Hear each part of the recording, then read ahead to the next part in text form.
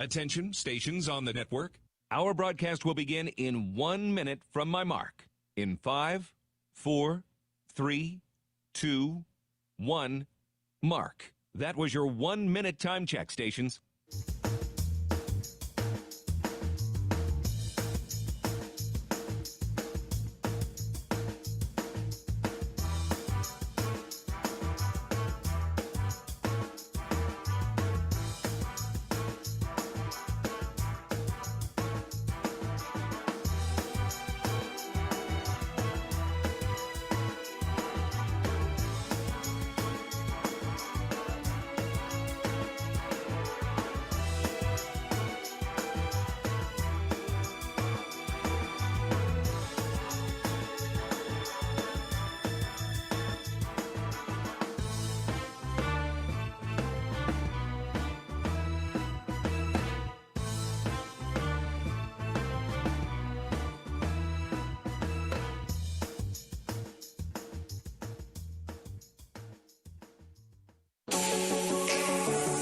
On the Hawkeye Sports Network from Learfield IMG College, this is Hawk Talk with Lisa Bluder. Brought to you by Oak Knoll, an active life care community. Also brought to you by Bud Light. Whenever there's a game to watch, there's a Bud Light there. Hy-Vee. Save time and shop online with Hy-Vee Aisles Online.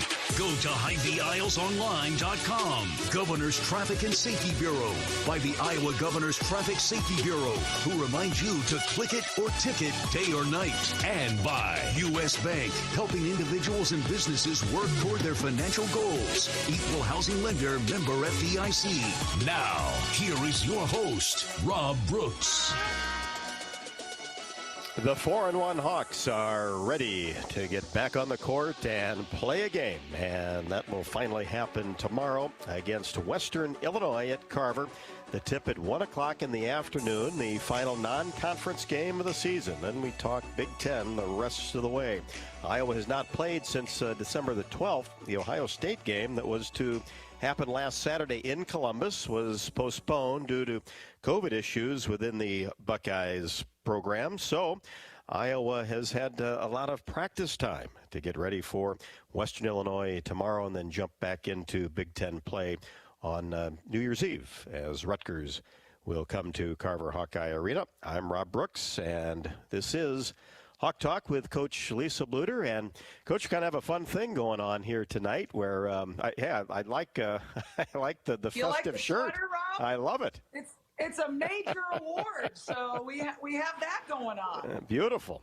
And we'll get to hear from you. We're actually in the middle of our team Christmas party. Yep. We have a team Christmas party every year, and we kind of dress up in some ugly sweaters and some things like that. And we have a gift exchange with the players, and so it's a lot of fun. And we were lucky that a restaurant closed down tonight. We have not been out to eat as a team the entire year. And so a restaurant kindly closed down for the night and is hosting us here. And so if it looks like I'm at a bar, yeah, I am, actually. So I'm downstairs in a bar. Well, that's we're used to that, right? Most times we're somewhere with this show. That's true. Good point. Well, you're known for Halloween costumes, but boy, that's a pretty good looking sweater there for Christmas. Well, I have to tell you, Dave Bluder found this, and I think it was a TJ Maxx special, and he let me borrow it today. So I got to wear his sweater today. Well, he's pretty good at that.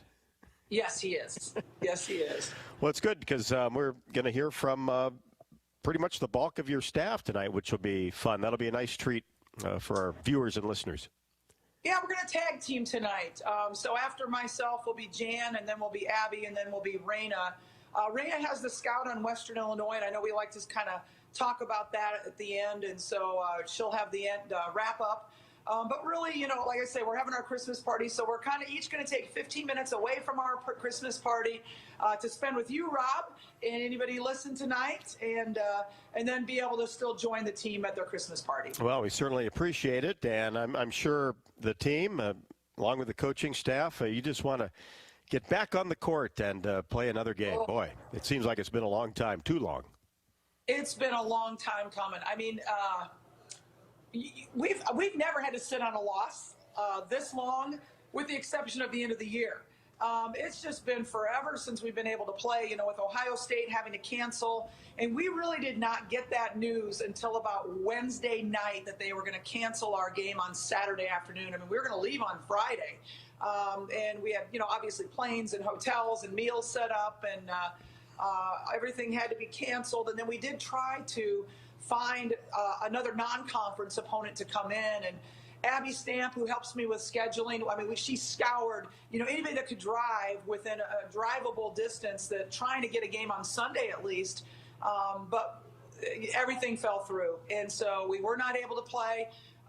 It did give the players some time off this weekend, which is actually kind of nice in a weird way. Like, finals was all last week, and we practiced pretty hard.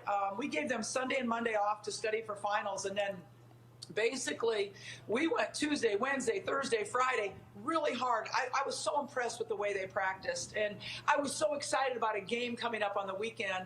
And then obviously with the no game, we gave them Saturday off, and then we've practiced Sunday and Monday to get ready for tomorrow's game at 1 o'clock against Western Illinois. Around this time of year, maybe a little bit later, closer to Christmas and a little time after, you get an opportunity to work on Iowa, work on yourselves. And that opportunity came a little bit early here in December, and maybe a little bit longer to kind of work out some things after 5 games so far this year. Yeah, it really did last week, because we didn't have a game prep. Just really give us some time to work on ourselves and work on things like end of game situations, things that you need to work on, but you maybe always don't have the time, or it's the last thing on the schedule, so you don't get to it every day. So it gave us some time to work on that, and to really just scrimmage and to tweak a couple things that we needed to do to get prepared for the Big Ten season. So I think we used our time wisely. Like I said, I was so impressed with the way that they practiced. Really, really proud of their leadership and the way they came focused, even like having, okay, I've got this 3-hour block, and then I got to go take a final tonight, and really being able to focus. We always talk about be where your feet are, and they exemplified that last week really well. Well, Coach, since we have you till about 15 minutes into the show, I believe we've got a phone call. Anthony checking in from Des Moines, a regular. And Anthony, how are you this evening? Pretty good, Bob. Coach, Merry Christmas to you both. Yeah, you as well. Coach, I do have a question here for you. Yeah, you did mention about the cancellation about the Ohio State game. With Western Illinois coming up, what are your concerns about them? What do you know about them? And I'll hang up and listen. And, Coach, Merry Christmas to you. Well, thanks, Anthony, and to you as well. It was really hard for me to hear you, but I think you said that, what is Western Illinois bringing to the table? So Western Illinois, I mean, on paper, we're the better team. They're 1-6, but their last game is the one they won. And their first game they played, they only lost to Wisconsin at Wisconsin by 7 points, not a lot. And they have 2 Iowa girls. They have a girl from Cedar Rapids Prairie, a girl from Mason City. So they're excited to come back home and play in front of their home crowd. This is one of those trap games, in my opinion, because you are so much better on paper. But I'm worried about them thinking about Christmas. I'm worried about them thinking about, Western Illinois is 1-6. Those type of things, which can be a trap game a little bit. So Western Illinois plays mostly zone, a little bit of player to player. They're not as big as we are. We shoot the ball really well. We're shooting the ball very well. It's really our defense that needs to improve in our rebounding, because our offensive numbers are very, very good. And so we need to keep that going, but we need to definitely improve on the defense. And I'm hoping the game against Western Illinois will give us a chance to work on some of those things. Yeah, Coach, you look at points so far this year, 96, 103, 85, 82, and then 82 in the loss at Michigan State. So there's a lot of production there. I've kind of noticed around the Big Ten, too, it seems like there's been some really high-scoring games, and that turns your attention to the other end. You talk a lot about transition defense, and the zone has been good at times this year. You've had to be happy with that. Yeah, something, I watched the Michigan State game a couple of times, and I actually thought our zone defense was pretty good. I thought we moved really well. It's a little bit of a different zone than we played last year, so there was a little bit of learning that went into it. And then we have 4 freshmen, and we're very young, as everybody knows. So there was a lot of learning to do, and I think we're coming along. I think we're getting better in that area. Transition defense, we still have some problems in it, and I really believe in our transition defense. It's always been one of our top-ranked defensive categories is our transition defense. I think we have an excellent system. I believe in it. But I have to get our players to be disciplined enough to do it every time. Transition defense is hard to teach. I think it's very difficult, just like closing out on the basketball is so important, keeping the ball handler in front of you so you don't foul as they go by you, or you don't have to require help defense and rotations. And so our transition defense, like I said, I really believe in it. We've worked hard on it over the last week because it was not very good against Michigan State. And I really think that we probably lost that game because of 2 areas. And one of the biggest areas was transition defense. Is that something that just kind of develops over time with a player? Is it hard for young players to come in and kind of learn that concept? Is this person, who's the best at stopping the ball? Who's the best at protecting the hoop? Who are the best crashers on your team? And sometimes those roles change depending on lineups, and they have to make the change depending on the lineup. We're still not there yet, but we will get there. No doubt about that, and it will hopefully start to happen tomorrow against Western Illinois. And absolutely, Coach, about the Ohio State game, so postponed, not canceled. So right, you just deal with the Big Ten as far as finding the appropriate date and hopefully get that game in? Yeah, I was looking at our schedule and Ohio State's schedule, and ironically, the weeks that we have buys, they do not. And so there's going to be no good time for us to play them again.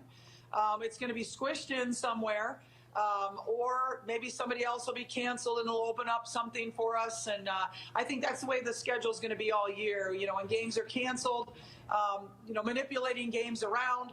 We actually tried to get Minnesota. We're willing to go to play at Minnesota this past weekend because I just think that we need to play games. And anytime that you have an opportunity to play a game, and Minnesota had the weekend off, anytime we need to play a game, we should get it in because you never know what's going to happen down the line. So I was disappointed Minnesota didn't want to do it, but that's their call. I understand. But it's going to be hard to fit in that Ohio State game. Did you come pretty close to finding an opponent to come here last weekend?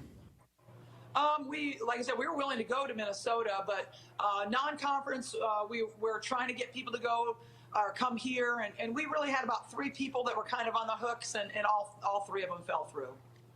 Do you think the conference will take the position of, hey, we're going to do everything possible to get in every single Big Ten game before the end? I think they're going to try their best. The NCAA rule is a 13-game minimum. So there's, we're going to get 13 games, and I really believe that. I mean, we have 5 in already. We'll have 6 in after tomorrow, hoping that, knock on wood, that everything is okay with Western Illinois and their testing tonight.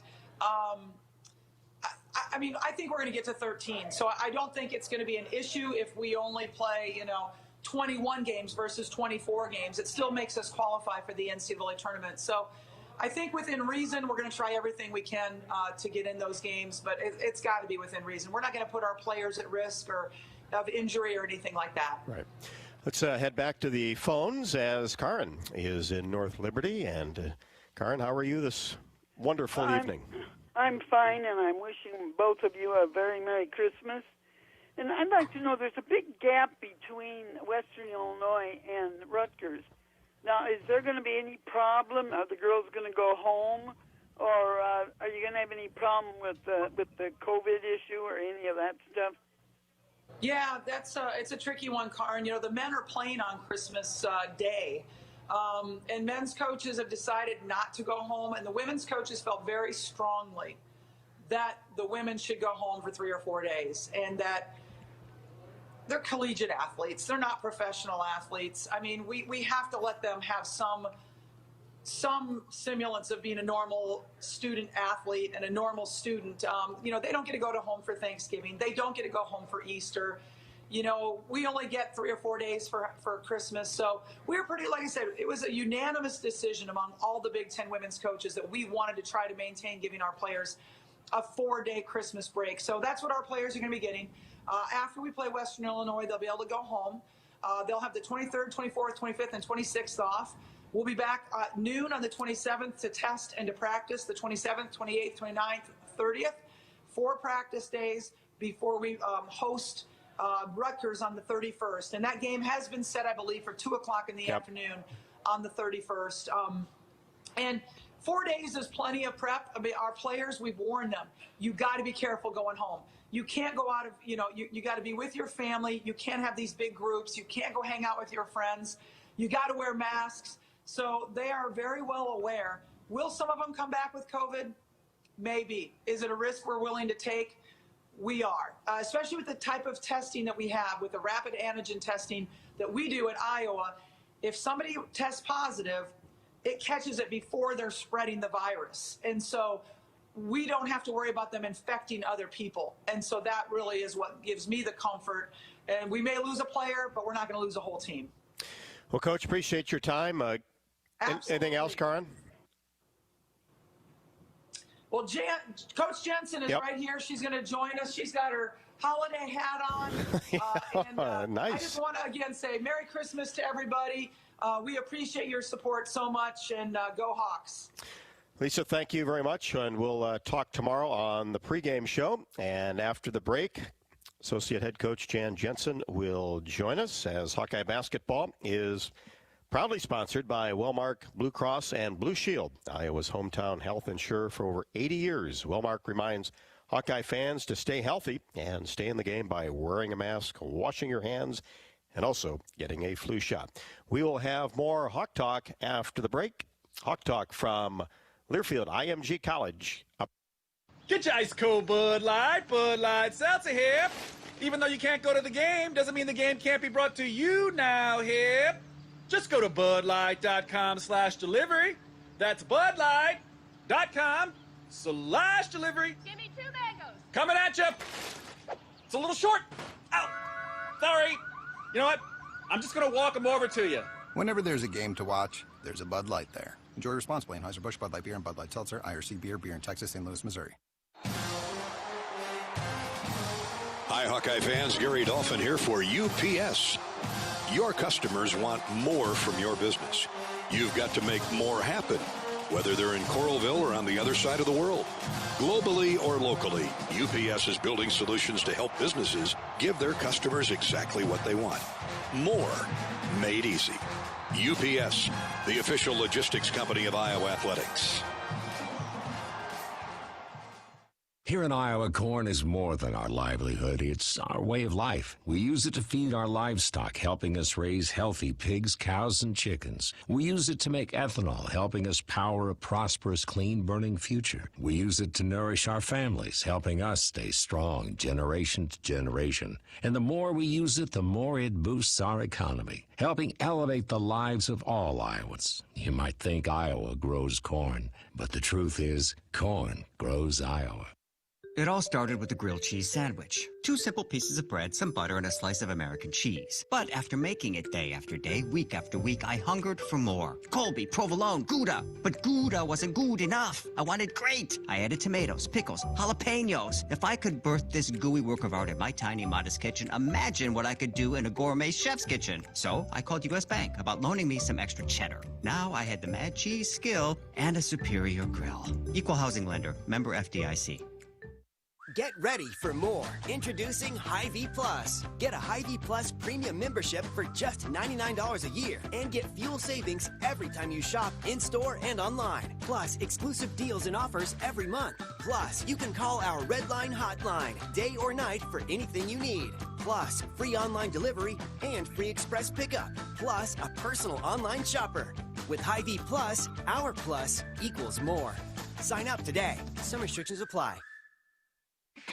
Riverside Casino and Golf Resort loves a winner. You see it in every game, play-by-play, everywhere you turn. Whether it's hitting the tables, spending time at your favorite game, or just relaxing, enjoying everything that Riverside Casino has to offer, you can bet we have something for everyone. So make every gameplay count. Your best bet is Riverside Casino and Golf Resort, located just 12 miles south of Iowa City on Highway 218. Let the games begin.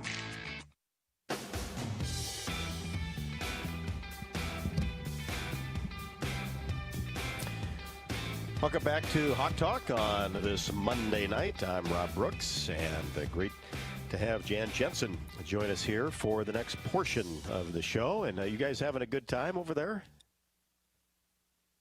A great time.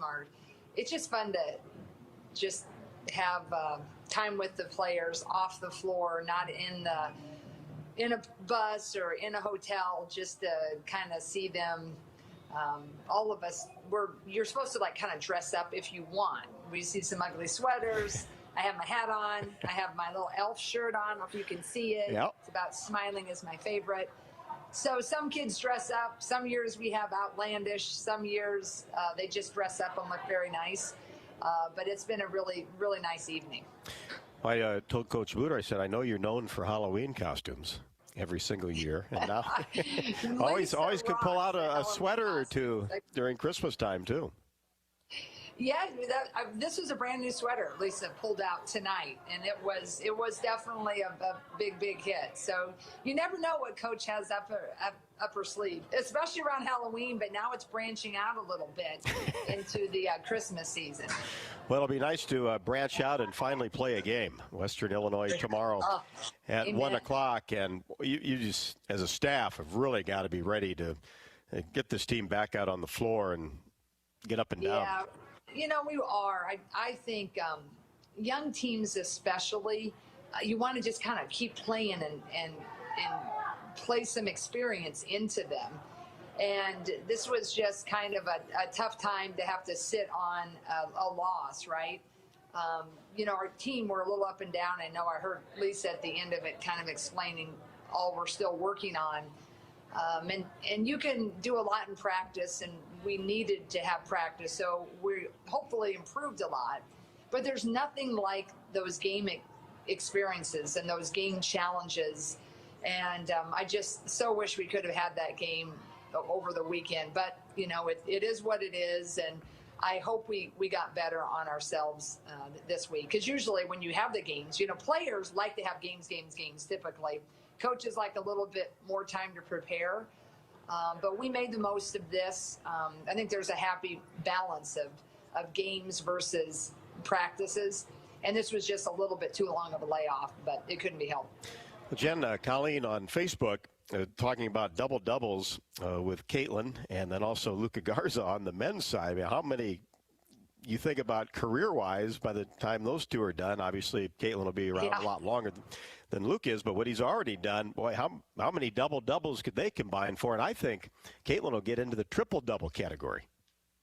I think she could. I think as we can kind of shift her mentality a little bit from scoring so much, and that's not a bad thing. I mean, you have scoring point guards, you have passing point guards, and you have some that are a little bit in the middle, but usually they lean one way or the other.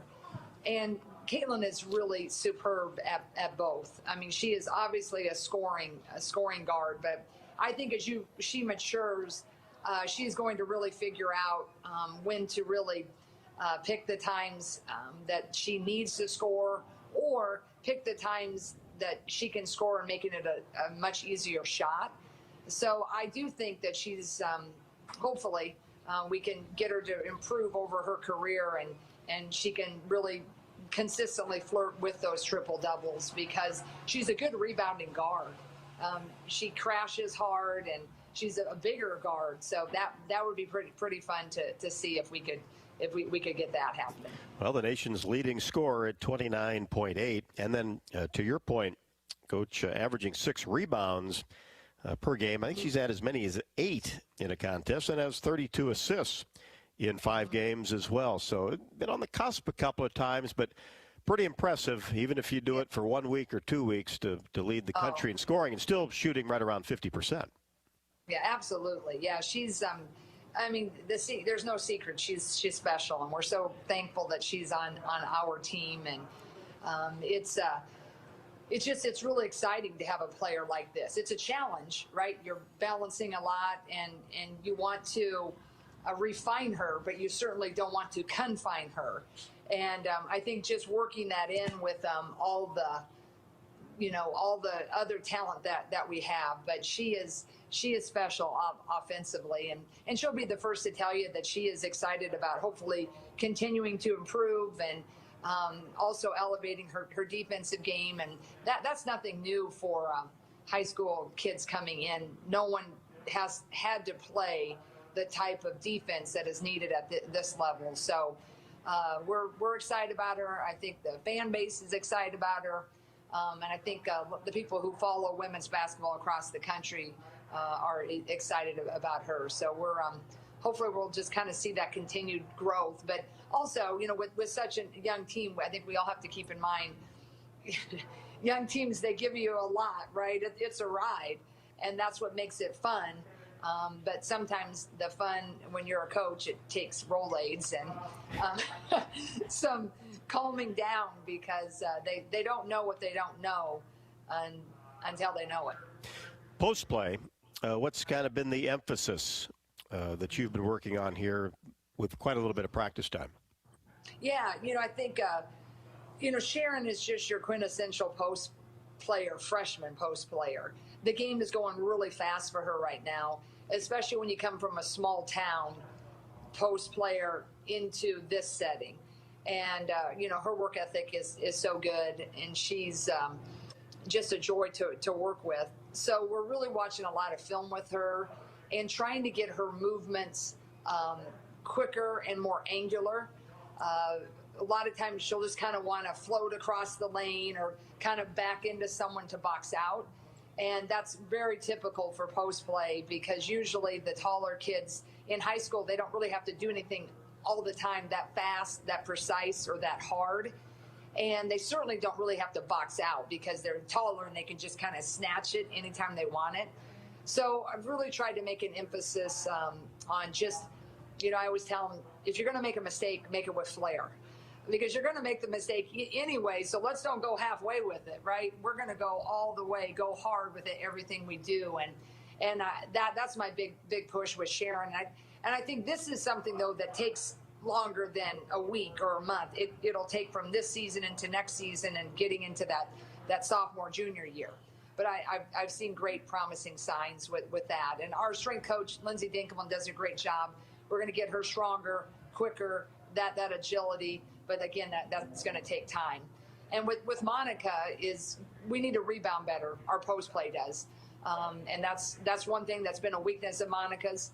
And we're working on it. But I don't have a simple cure yet, but we're trying to get a little bit more aggressive with that. How about development of the bench, too? Because that's going to be needed when the games start to come rapid fire. In COVID. Yep. Yeah. I think what's so hard is our bench play has been stellar, for the recent memory of my memory, and it's not fun to be a bench player. And that's the reason we've won the Big Ten tournament a couple of years ago, went to the Elite Eight, had such a successful year last year, are because of the kids like Zion Sanders, Paula Valina Ramos, who was on our team when Megan was a star. And you just don't know. Sometimes those kids never get in the game.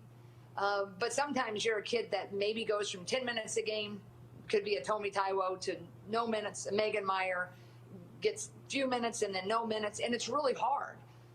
It's really easy to be the star because you know that those minutes, you got to give it. You're going to get rest. And that's what's nice about having a game when the season before COVID, when you can play a normal non-conference slate, but you have some games of which you can get everybody in. You play Arkansas Pine Bluff, no disrespect to them, but typically that type of team lets you play everybody on your bench. It gives them game experience.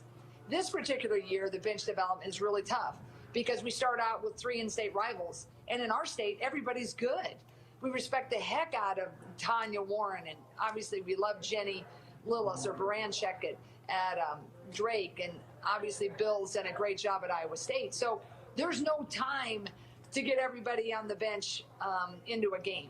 And so the practice time, those competitions become big, but they're doing a great job. And I would say fans, support them all.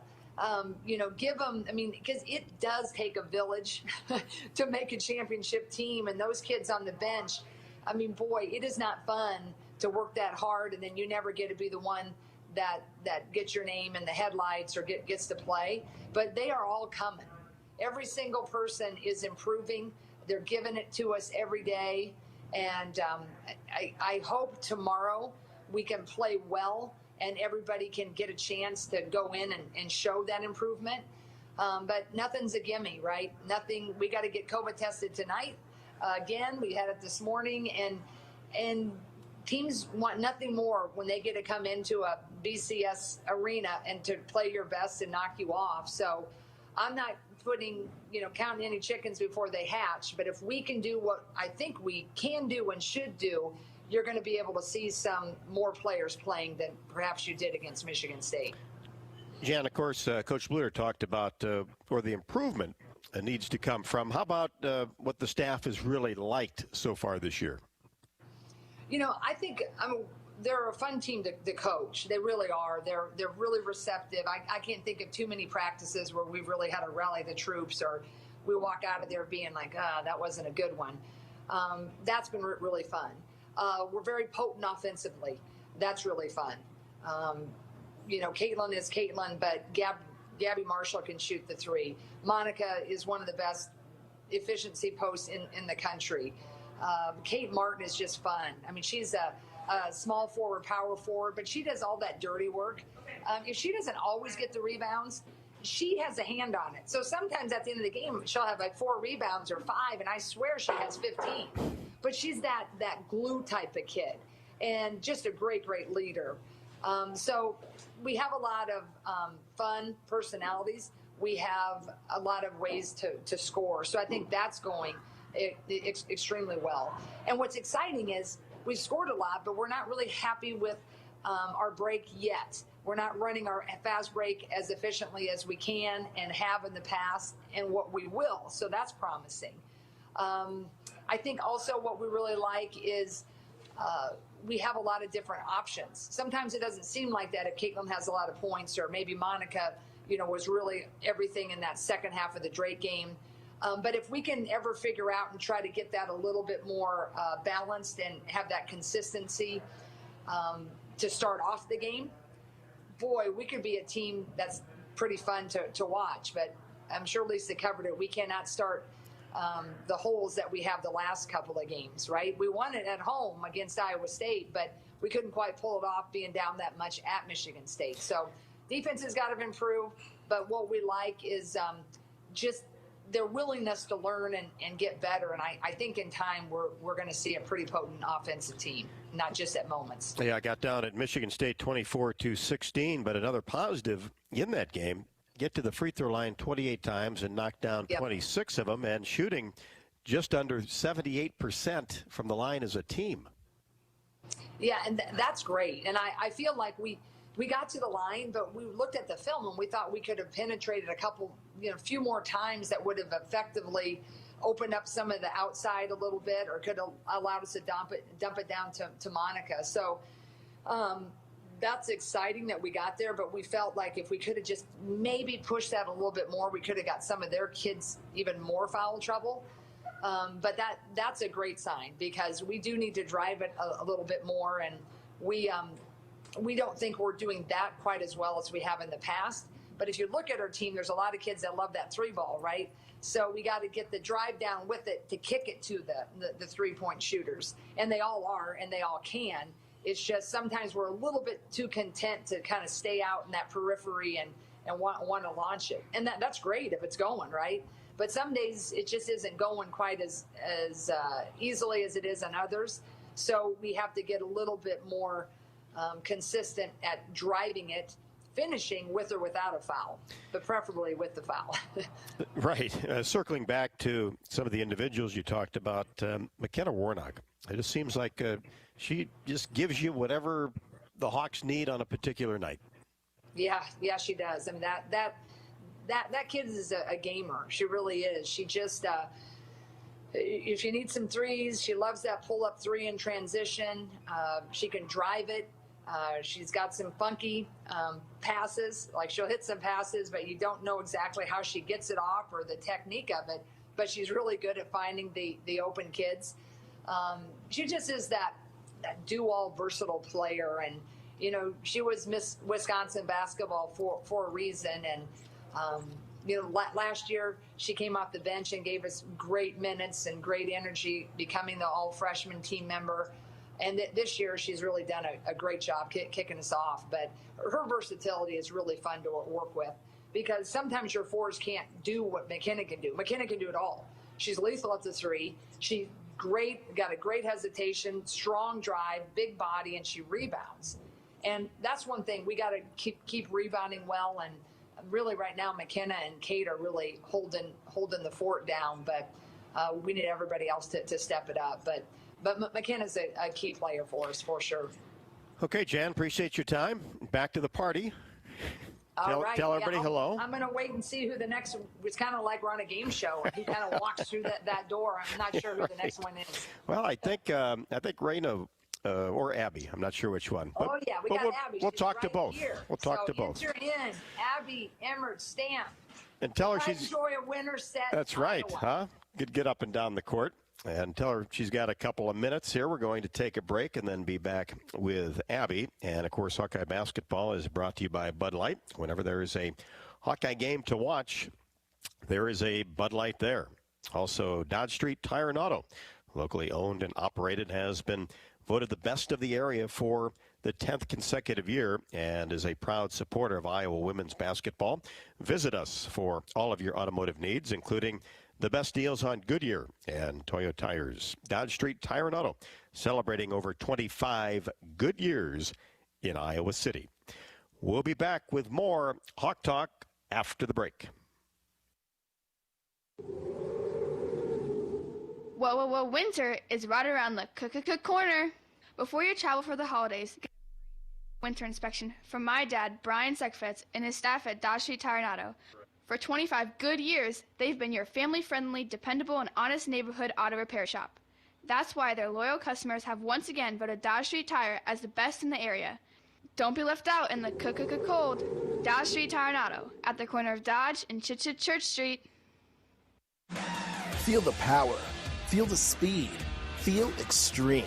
Hawk fans, get extreme, powered by Mediacom, and experience streaming so real you can feel it. Whether you're live streaming the game or streaming your favorite series, with supercharged speeds up to 1 gig and powerful whole home Wi-Fi, you're in it. Our 100% gigabit technology network was built to take you further. Get ready to feel it. Extreme, powered by Mediacom. This holiday, how we celebrate may change, but our traditions remain the same. Like playing the Iowa Lottery's Winter Wonderland promotion. 13 new games and the biggest Play It Again prize pool ever. More than $600,000. And one lucky VIP club member will win a cool $250,000. So join us in the Winter Wonderland, because winning is one tradition that never changes. Visit ialottery.com for rules and complete details. Woohoo! MidAmerican Energy and you, together partnering to change the energy landscape by pioneering money-saving, energy efficiency programs and building a new industry in Iowa, wind energy, all while keeping your rates low. So what's next? We'll keep delivering cost-effective energy efficiency programs while putting money back in your pocket. That's right. You decide how best to spend your savings. That's a partnership good for you, good for the environment, and good for Iowa. Another way we're obsessively, relentlessly at your service. Are you looking to downsize from your family home to begin your retirement years? Our Oak Knoll East campus is for you. I'm Steve Rowe, Executive Director at Oak Knoll. Our new campus has many unique amenities for your active lifestyle, in addition to providing the same great services that Oak Knoll has offered our residents for over 50 years. We're now open and have a few two-bedroom apartments still available. Call me at 319-351-1720 or visit oakknoll.com to set up your personal tour. Go Hawks! Hidden phone trade-ins, hidden plan requirements, hidden catches. You won't find them at U.S. Cellular because we speak fair. Plus, when you switch right now, you can get $500 off the latest phones. That's right, $500 off the latest phones with no hidden requirements, no hidden plan requirements, no hidden phone trade-ins, and no hidden... You get the idea. Upgrade to fair. Upgrade to U.S. Cellular. Requires new postpaid service plan, new line port in, credit approval, qualified smartphone purchase, and comes via monthly bill credit on a 30-month RIC. Taxes, fees, and additional terms apply.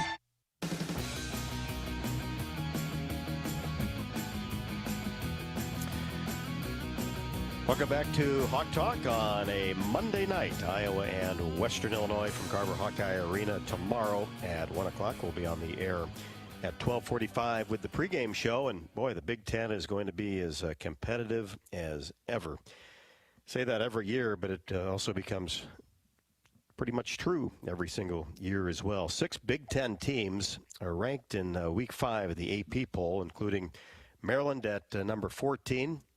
Northwestern at 15, Ohio State 16, Michigan at 17, Indiana 19. Then you have Michigan State at 25, and then Iowa and Rutgers right there receiving votes, and I would expect both teams to be in the top 25 soon. So you got everything really bunched up. Nobody in the top 10 right now, but you look at 14 through 25 and 6 ranked teams from the Big Ten Conference.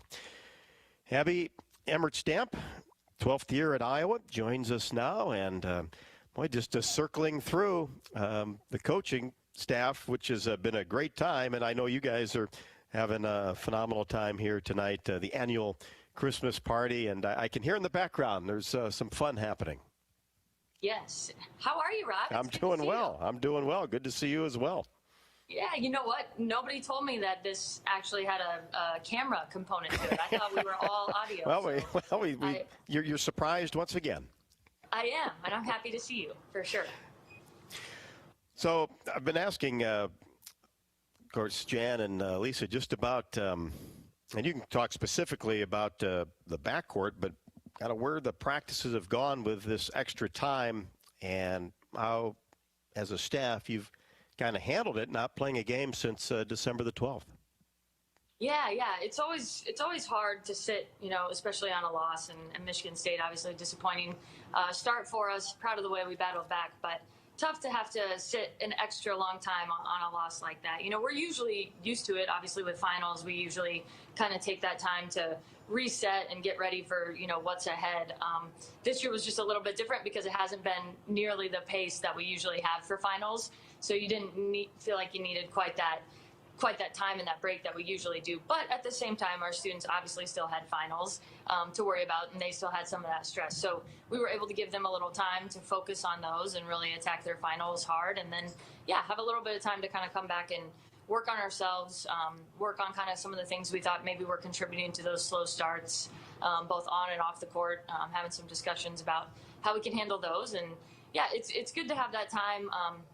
Certainly we would have preferred to play and get that road trip in before the break, but, definitely think that we made the most of it this past week. For fans that may not know, just about within the staff, kind of what your main duties are, what do you handle, game day, things of that nature? Yeah, so I work primarily with our backcourt, so the point guards and the off guards when we break down our position groups. And then, we all have different responsibilities on game day.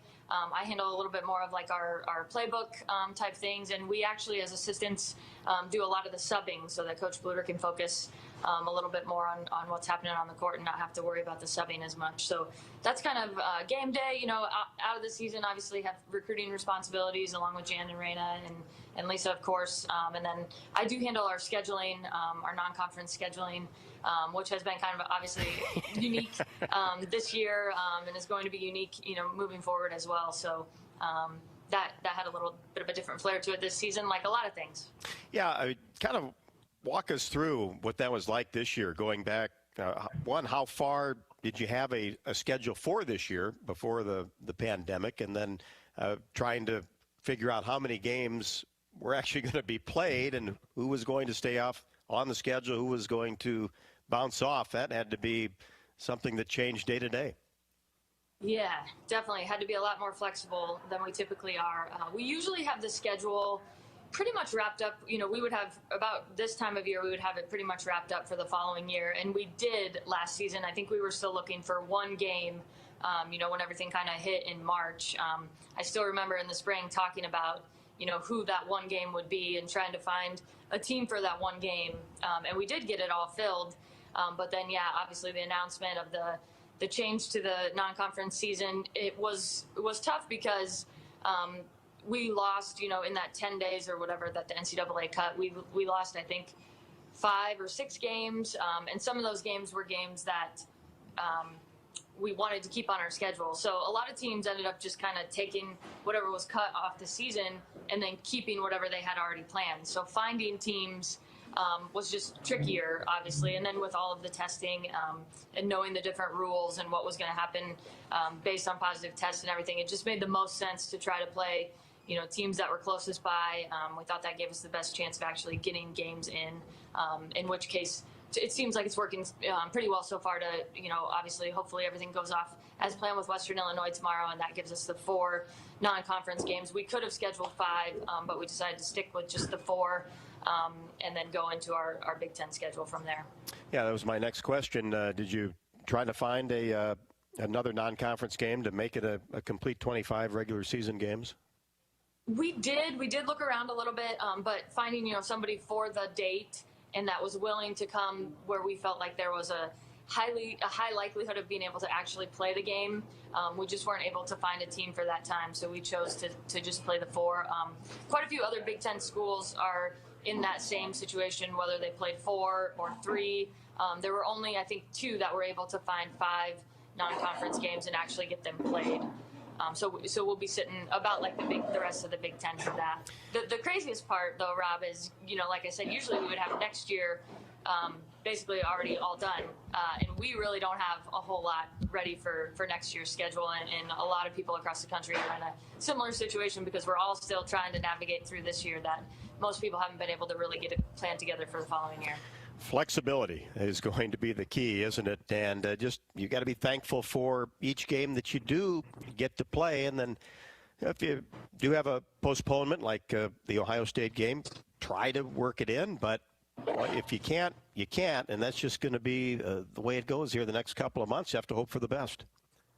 Yeah, absolutely. Just do, you know, and we're so proud of our team and our staff and everyone. You obviously have to have just a really high level of discipline with what you're doing, you know, when you're away from the court and away from the arena. And we're so proud of what everybody has done in that area to give us our best shot because, you know, we all want to play. We want to be out there. That's what we practice for, right? Sometimes coaches get a little caught up in practicing to practice, but we're practicing to get out there and play the game. So just making sure that we're doing everything we can to make that happen. Got to get out there and compete. Abby, thanks so much for joining me tonight, and go enjoy the rest of the evening, and we'll see you tomorrow at Carver.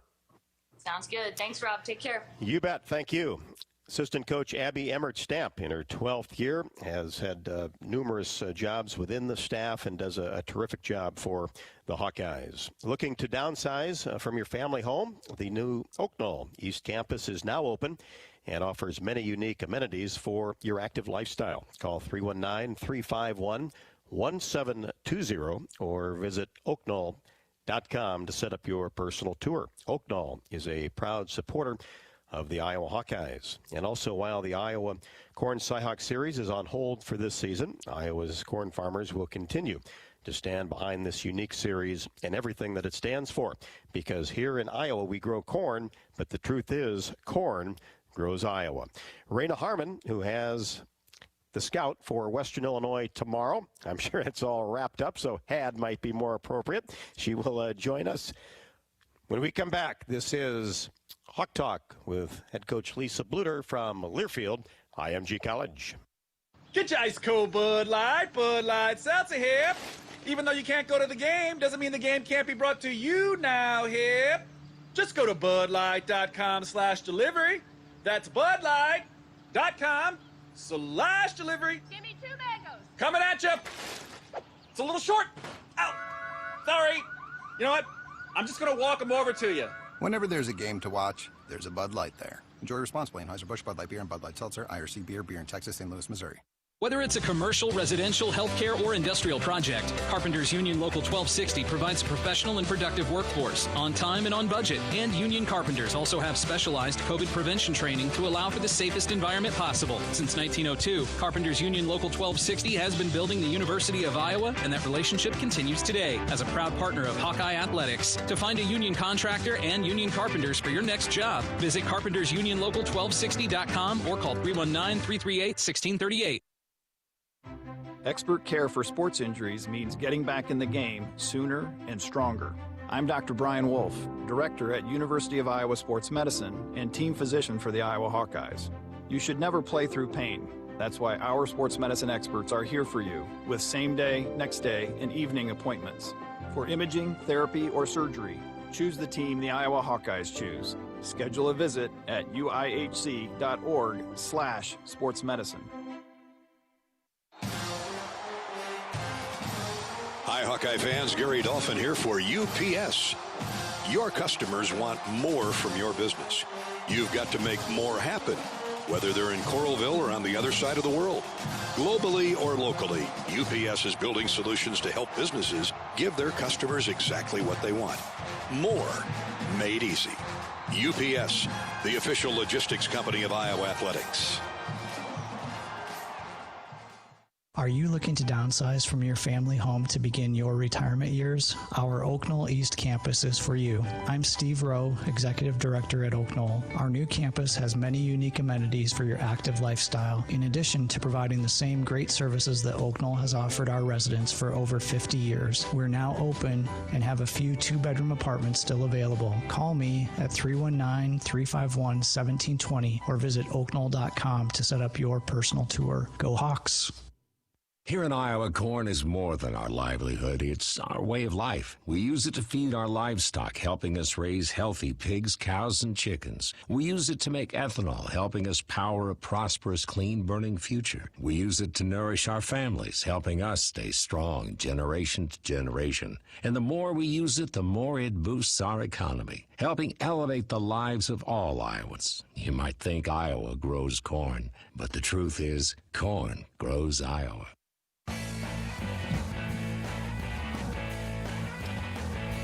Welcome back to Hawk Talk. Rob Brooks, our remaining moments tonight. He spent with Raina Harmon in her 4th year, and Raina had the scout for Western Illinois, the final non-conference game of the season for the Hawkeyes. And in the all-time matchup, Iowa leads the series 8-2, but the Hawks have won the last 6 matchups, and Western Illinois comes in at 1-6. But played a tough schedule, hung with quite a few teams. And Raina, 1, great to see you. And number 2, this seems to be a pretty balanced attack that the Leathernecks will bring to Carver Hawkeye. Yeah, great to see you, Rob. Happy holidays to you. Yeah, you as well. Western Illinois, they're coming in here, right before we all go on Christmas break. They have a few players from Iowa on their roster, so I think it kind of works out for them to come in here. And maybe bring some of their family members into this atmosphere. But you're right, Western Illinois has gotten 7 games under their belt already, which is a lot considering the year that we're playing in right now. They've already showed that they can hang with a Big Ten team. That in their first game when they opened against Wisconsin at Wisconsin, played them to a tight game. They had a couple of stretches, where they played a few games, I think almost 3 games in like 4 days or something like that, so they've been trying to get their feet up under them a little bit. Had a great win against Bellarmine, so they're coming high off of a good win. But, as we go into this game before Christmas, we talk about just staying present, right? And we talk about how we can improve and the things that we can work on so that when we return back from Christmas, we're on the right start. I'm sure some of our other coaches have talked about, some of the slow starts that we've had. So that's been an emphasis for us going into tomorrow. So we're really looking forward to it. Okay, Raina, we'll be back with you, so hang tight. We'll just take a break and then finish off the show with you. This is Hawk Talk from Learfield, IMG College.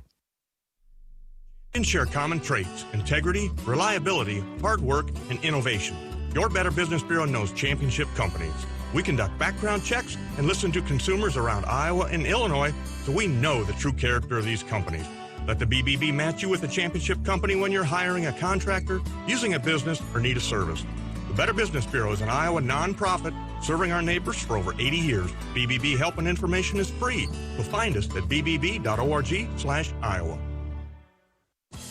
Hi, I'm Gary Dolphin, and if you want your home to be exceptionally comfortable during these cold Iowa winters and hot, humid summers, you need to turn to Dave Lennox and your local Lennox home comfort specialist. Lennox has been serving Iowa consumers since 1895, when Dave Lennox built his first furnace in Marshalltown, and Lennox is still building its high-efficiency furnaces and air conditioners there today. For the best home comfort system you can buy, it's Lennox and your local Lennox dealer. Lennox and the Hawkeyes. Now there's a winning combination.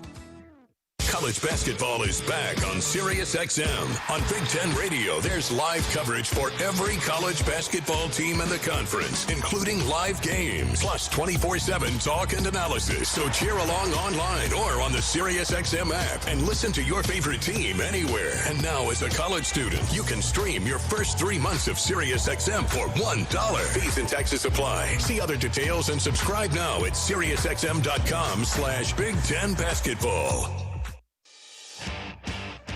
Fans, if you want to give your taste buds the thrill of a dramatic, fun-filled victory, try Blue Bunny Loaded Sundaes. With a roster of all-star flavors, Loaded Sundaes have tons of toppings, swirled in deliciously soft ice cream. Even better, they come straight from the freezer, so you can grab one and get right back to the game. The next time you're in the freezer aisle, let your fun side act as head coach. Get Blue Bunny Loaded Sundaes, available now at your local grocery store. Experience the benefit of Blue with a Medicare supplement plan from Wellmark Blue Cross and Blue Shield. With our plans, you'll enjoy nationwide access to care, optional dental, vision, and hearing coverage, and more. Call 1-888-616-8927 or go online to wellmark.com/Medicare plans. You may even qualify for a special household discount. This is the benefit of Blue. Wellmark Blue Dental product available to Iowa residents only. Must reside in the service area of the plan. Wellmark Medicare supplement insurance plans are not connected with or endorsed by any government agency. Like any winning team, it takes every part of EMC insurance companies working together to successfully ensure that our agents, policyholders, and employees can count on EMC. And they do. They count on our broad range of insurance products and services. They count on our superior level of personalized service, and they trust that we will continue to be a financially stable partner, just like we have been for more than 100 years. All of this makes EMC one of the nation's premier insurance companies, and that's something you can always count on. Just about a minute and a half left with Raina Harmon, who had the scout for Western Illinois, the final non-conference game for the Hawkeyes tomorrow afternoon before full Big Ten play starts on New Year's Eve. And Coach, you talked about a couple of Iowa players, and it's typical. You'll get a Western Illinois or a group of 5 team that'll come in and, hey, want to show their stuff and give a good effort. And I think you're probably right. The key thing for the Hawkeyes tomorrow is to get off to a good start. Yeah, and that's been something that we've been talking about for a few games now. And that's really been our focus these last few games. And we've had an opportunity to really, make that our priority and focus on that, considering we didn't have a game, this weekend. But really, we're just talking about hitting all of our goals, getting in there, getting some more offensive rebounds, continue to score, maybe seeing some other guards be able to get in the game. But really, we just want to come out and have a good showing so that we all feel good going into our break. Raina, thanks very much. We'll see you tomorrow, and we'll talk to you from Carver Hawkeye tomorrow at 12:45. Thanks so much for listening.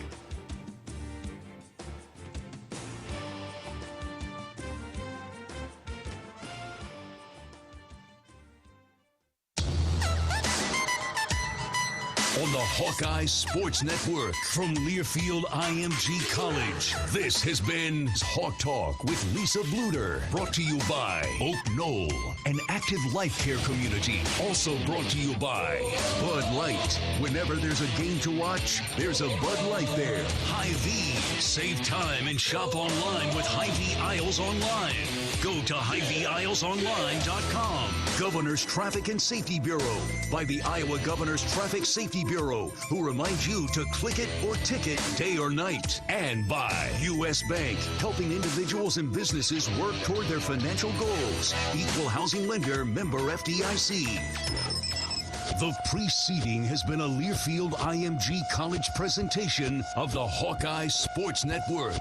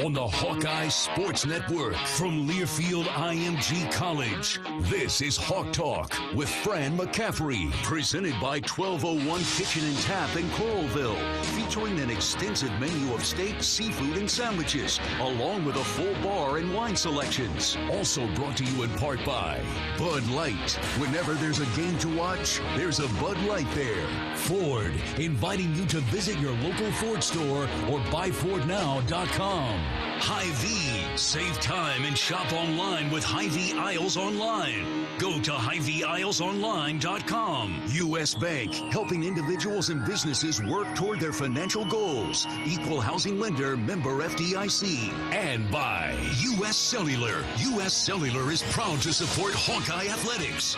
U.S. Cellular, choose fair. Now, here's the voice of the Hawkeyes, Gary Dolphin. It's time for Big Ten basketball. The Hawkeyes bounce back, hopefully, after a loss to top-ranked Gonzaga on Saturday that you heard here on the Hawkeye Radio Network. And that high-flying O for the Hawkeyes looks for improvement defensively and on the backboards as they welcome the Purdue Boilermakers to Carver Hawkeye Arena. 8:07 is the tip time on Mediacom Court at Carver Hawkeye Arena. Good to be back home. I'm Gary Dolphin, alongside Bobby Hansen, former Hawkeye star and NBA champion, as we welcome you all into Hawk Talk with Fran McCaffery. We're brought to you tonight by our presenting sponsor, 1201 Kitchen and Tap, where the focus is simple, and that is to deliver outstanding service, quality products, and consistency, along with a great menu selection. Guests to our Coralville restaurant experience the best of the Midwest, where American cuisine is concerned, domestic and Iowa craft beers and specialty drinks. Visit us at 1201 Kitchen and Tap. Normally our Hawk Talk with Fran is at 1201 Kitchen and Tap. We hope to be back there next year. Bobby, how you doing? I'm doing good, Gary. Good to see you, my man. Monday night. Yeah, it's good to be back in the hot seats here as we welcome in Coach Fran McCaffery as well from, well, you at home or are you in your office? I keep forgetting to ask you that. Yeah. You're in the office? Yep. Been looking at the tape, I'm sure. How was the trip back from Sioux Falls? What's the conversation been like the last couple days, Fran? Yeah, we left right after the game. Flew back as the coaches went to work right away. Players had the rest of the evening off. Yesterday was a long day. As you can imagine, we had film review of the Gonzaga game, and then we started the game prep for Purdue. We didn't do a lot of running. We did a lot of teaching and coaching and walkthrough, shooting. We got a lift in, and then today we got after it a little bit, worked on a lot of things that we think are going to be necessary for this game, along with some more film review as well. And Billy and I were still in here.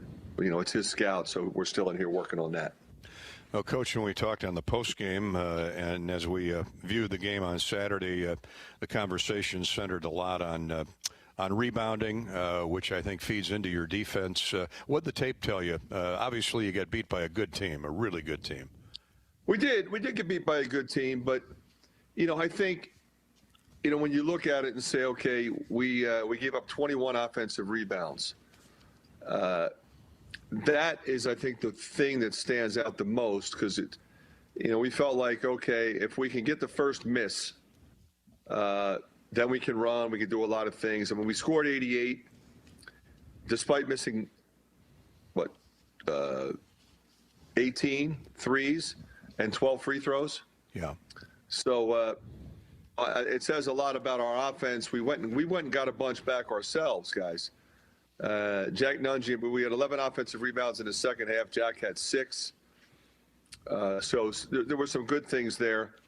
But, a lot of it was, we didn't shoot a great percentage from 3. We had some really good looks at it. We had that one stretch in the first half where, I remember Keegan missed a bunny that he normally makes. Jack missed one.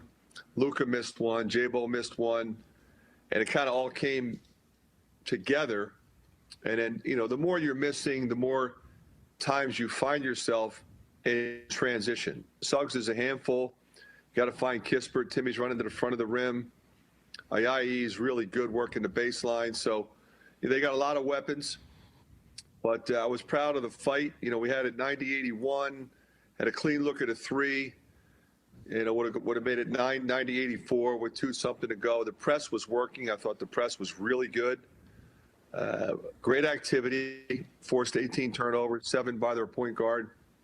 So, again, good things. Luka gets 30, Joe gets 20. I thought Joe Toussaint attacking the basket was really good. But, I think we'll learn a lot and get ready for the next one. And, Coach, as you mentioned all the positives there, Luka Garza, once again, a double-double. I mean, proven he's the best player in the country right there. The guy is just relentless. And they were playing him a little bit different, I thought, watching it from up top. They were coming at him on the baseline side, and a few times he turned right into him. Did you see the same thing? Yeah, and they do that all the time. And, so I think what he was trying to do was go quick before they got there. He got jammed up once or twice, but for the most part, I thought he handled the double team really well. Fran, this is a good shooting team. The Hawks are 51% heading into the weekend. 4 of 23 from distance, but missed 12 free throws. Was there anything? I mean, there's no real explanation. It's one of those days where they weren't falling from the perimeter, and it affected them at the free throw line. But wasn't anything to do with the backdrops or the rims. I mean, you've played there before. What was the conversation about there? Yeah, no conversation. I mean, I thought the rims are a little tight, but I mean, they made 13. And they came into the game shooting 29%. So Suggs made 7. He had only made 2 in the previous 3 games. So, it's one of those things. I mean, I thought we had really good looks at it. I thought J-Bo had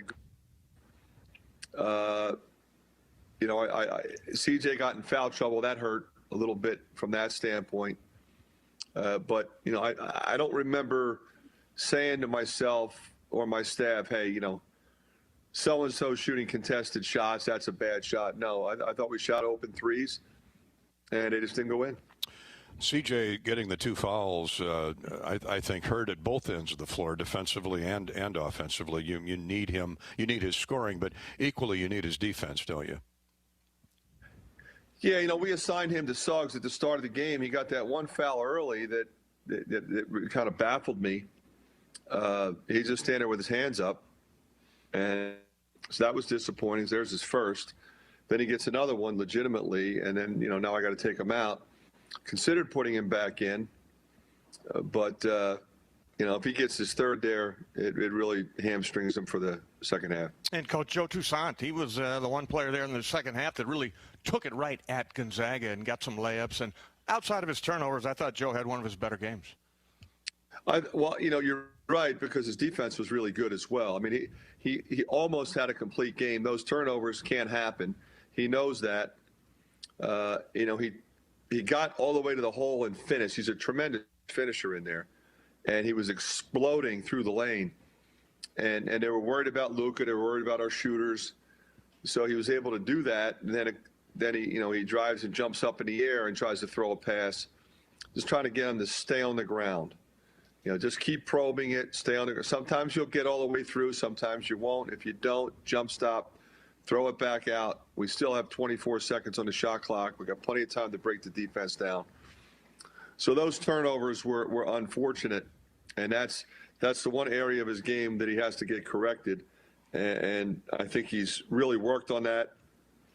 But like you said, Bobby, I mean, his ability to get to places on the floor whenever he wants to break the defense down is so critical. But his activity defensively, when we went into our press, he got deflections, he got steals, he put pressure on the ball. And we need him to continue to do that. Fran, it was great to see the guys, the bigs, driving the ball at Timmy and Cuthbert. You got them in foul trouble. Ultimately, they both fouled out. And, I mean, that's a bonus when you're playing a team like Gonzaga with that talent inside. But I credit Jack Nunge, along with Luka. Wieskamp put the ball on the floor. He continues to take it to the rim. That'll be very beneficial for you going through the Big Ten schedule. Yeah, I mean, I thought Joe was really active attacking. I thought he was active on the glass. A couple things, he shot a couple contested where they were flying at him. I would like to have seen him shot fake drive on those. I think if he had done that, we'd be better off. But you're right. I mean, we're in a double bonus with 8 or 9 minutes to go in this game, and they're in foul trouble. So you're thinking, can we get this thing to overtime? They're going to be without 2 of their top 3 guys. Bobby and I talked often about Suggs. Obviously you're going off the scouting report. This team not known as a three-point shooting team. At least they weren't hitting a high percentage of them in the first half. But we also talked a lot about your recruiting process with him. It's pretty easy to see why you'd want that guy in your team. Yeah, and I said this to you guys the other day. I mean, Jalen Suggs is one of those guys, if the rules were different and you could leave high school to go to the pros, he would have been a lottery pick last year. So he's going to go to school for 1 year. And a lot of guys think they can be one and dones, and they kind of view themselves as one and dones, and people talk about them being one and dones. But there's really only a couple guys that can do it. And he was one of them. And, usually it starts with your physical stature. He's 6'4", 210. He's long. So he's got the body for it, but he's got really good feel. If he shoots the ball like that consistently, he'll be a $200 million guy. But, even when he's shooting less consistently than he did against us, he's still Jason Kidd. I mean, that's a great comparison because he always scores. Whether he hits threes or not, he always scores. And he scores in a variety of ways. I was probably more impressed with Jalen Suggs than I was going into the game. I saw him 2.5 times, the one time he got injured against West Virginia, but he's phenomenal. I mean, and there's no doubt about it. It didn't take you long to realize that. But another kid there that impressed me, Ayayi, you alerted us to him last week that this guy's active on the boards, and 18 rebounds. That's amazing. Well, he kind of just floats around out there. They don't really run anything for him. The stuff they run is for the other guys, and he just kind of gets some loose stuff. He back cuts you, curl cuts you, gets to the glass. Really active defensively, scores in transition, and when the game's over, he's got numbers. Now, last year, he shot a high percentage from 3. This year, he's really, they only played 4 games, so he hasn't shot that many, and he hasn't made a ton. But, like in some big close games last year, he was hitting threes at crunch time. So he's another guy that, when the game is close and you're playing a really good team, he always steps up. You're listening to Hawk Talk. Iowa basketball coach Fran McCaffery on board for the first hour here tonight. So if you'd like to get a question or a comment in for Fran, here's how you can do it. There's a variety of ways to reach the head coach of the Hawks here on Hawk Talk. We're coming to you live from Iowa City. Fran's in his office. We're doing the socially distancing and the COVID protocols. So thank you for abiding by that with us. First off, the U.S. Cellular Hawkeye Hotline is available for a question. You can leave it with Jake, our engineer, and he'll pass it along to us. Identify yourselves and where you're calling from. The toll-free number is 877-464-2957, 1-877-464-2957. You can also reach us in the YouTube chat room, youtube.com/Hawkeye Radio Network, all one word. Of course, the conventional ways on Twitter at Gary Dolphin or on Facebook at facebook.com/Voice of the Hawkeyes.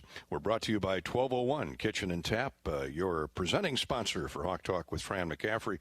Normally, we'd be out at 1201 Kitchen and Tap enjoying a meal and an icy beverage with the coach alongside of us, and we hope to be able to do that again next year. Bobby and I are gearing up for Iowa's next game with Purdue tomorrow night, donning our authentic brand apparel. It's a great Iowa company making Hawkeye apparel for men, women, and kids. Still time to order online for those last-minute Christmas gifts. It's the apparel we wear on game days. Find it local retailers all across Iowa, or you can order online at authentic-brand.com. Authentic brand. Look authentic. Feel authentic, be authentic. We've been talking about the aftermath of Iowa and top-ranked Gonzaga. Of course, tomorrow night, the Big Ten opener with Purdue at Carver Hawkeye Arena. We'll talk about that if you'd like as well. In fact, we'll talk about it when we come back with more here. Hawk Talk with Fran McCaffery continues right after this. Get your ice cold Bud Light Seltzer here. Even though you can't go to the game, doesn't mean the game can't be brought to you now here. Just go to budlight.com/delivery. That's budlight.com/delivery. Give me 2 mangoes. Coming at you. It's a little short. Ow. Sorry. You know what? I'm just going to walk them over to you. Whenever there's a game to watch, there's a Bud Light there. Enjoy responsibly. Anheuser-Busch, Bud Light Beer, and Bud Light Seltzer, IRC Beer in Texas, St. Louis, Missouri. How do you become America's best-selling brand? Let's break it down. Innovative tech means smarter and safer driving. Intelligent all-wheel drive will keep you ready for anything. And built Ford tough trucks will always get the job done. Plus, come into your local Ford store today and get super low APR financing, big cash back, and great lease offers on Ford's full line of cars, trucks, and SUVs. That's Ford, and that's how you become America's best-selling brand. Sales claim based on calendar year sales. It all started with a grilled cheese sandwich. 2 simple pieces of bread, some butter, and a slice of American cheese. But after making it day after day, week after week, I hungered for more. Colby, provolone, Gouda. But Gouda wasn't good enough. I wanted great. I added tomatoes, pickles, jalapenos. If I could birth this gooey work of art in my tiny, modest kitchen, imagine what I could do in a gourmet chef's kitchen. So I called U.S. Bank about loaning me some extra cheddar. Now I had the mad cheese skill and a superior grill. Equal housing lender, member FDIC. Authentic brand, more than our name. Our products are designed to deliver on the pure definition of authentic, being true to your own personality, spirit, and character. When you put on an authentic brand product, you'll immediately feel the confidence transformation that you are the definition of authentic. Whether you're at work or play, you deserve to look, feel, and be authentic. Find your authentic feeling at your local spirit store, your corporate company store, or online at authentic-brand.com. That's authentic-brand.com. Look authentic, feel authentic, be authentic. Here in Iowa, corn is more than our livelihood. It's our way of life. We use it to feed our livestock, helping us raise healthy pigs, cows, and chickens. We use it to make ethanol, helping us power a prosperous, clean-burning future. We use it to nourish our families, helping us stay strong generation to generation. And the more we use it, the more it boosts our economy, helping elevate the lives of all Iowans. You might think Iowa grows corn, but the truth is, corn grows Iowa. Fans, if you want to give your taste buds the thrill of a dramatic, fun-filled victory, try Blue Bunny Loaded Sundaes. With a roster of all-star flavors, Loaded Sundaes have tons of toppings, swirled in deliciously soft ice cream. Even better, they come straight from the freezer, so you can grab one and get right back to the game. The next time you're in the freezer aisle, let your fun side act as head coach. Get Blue Bunny Loaded Sundaes, available now at your local grocery store.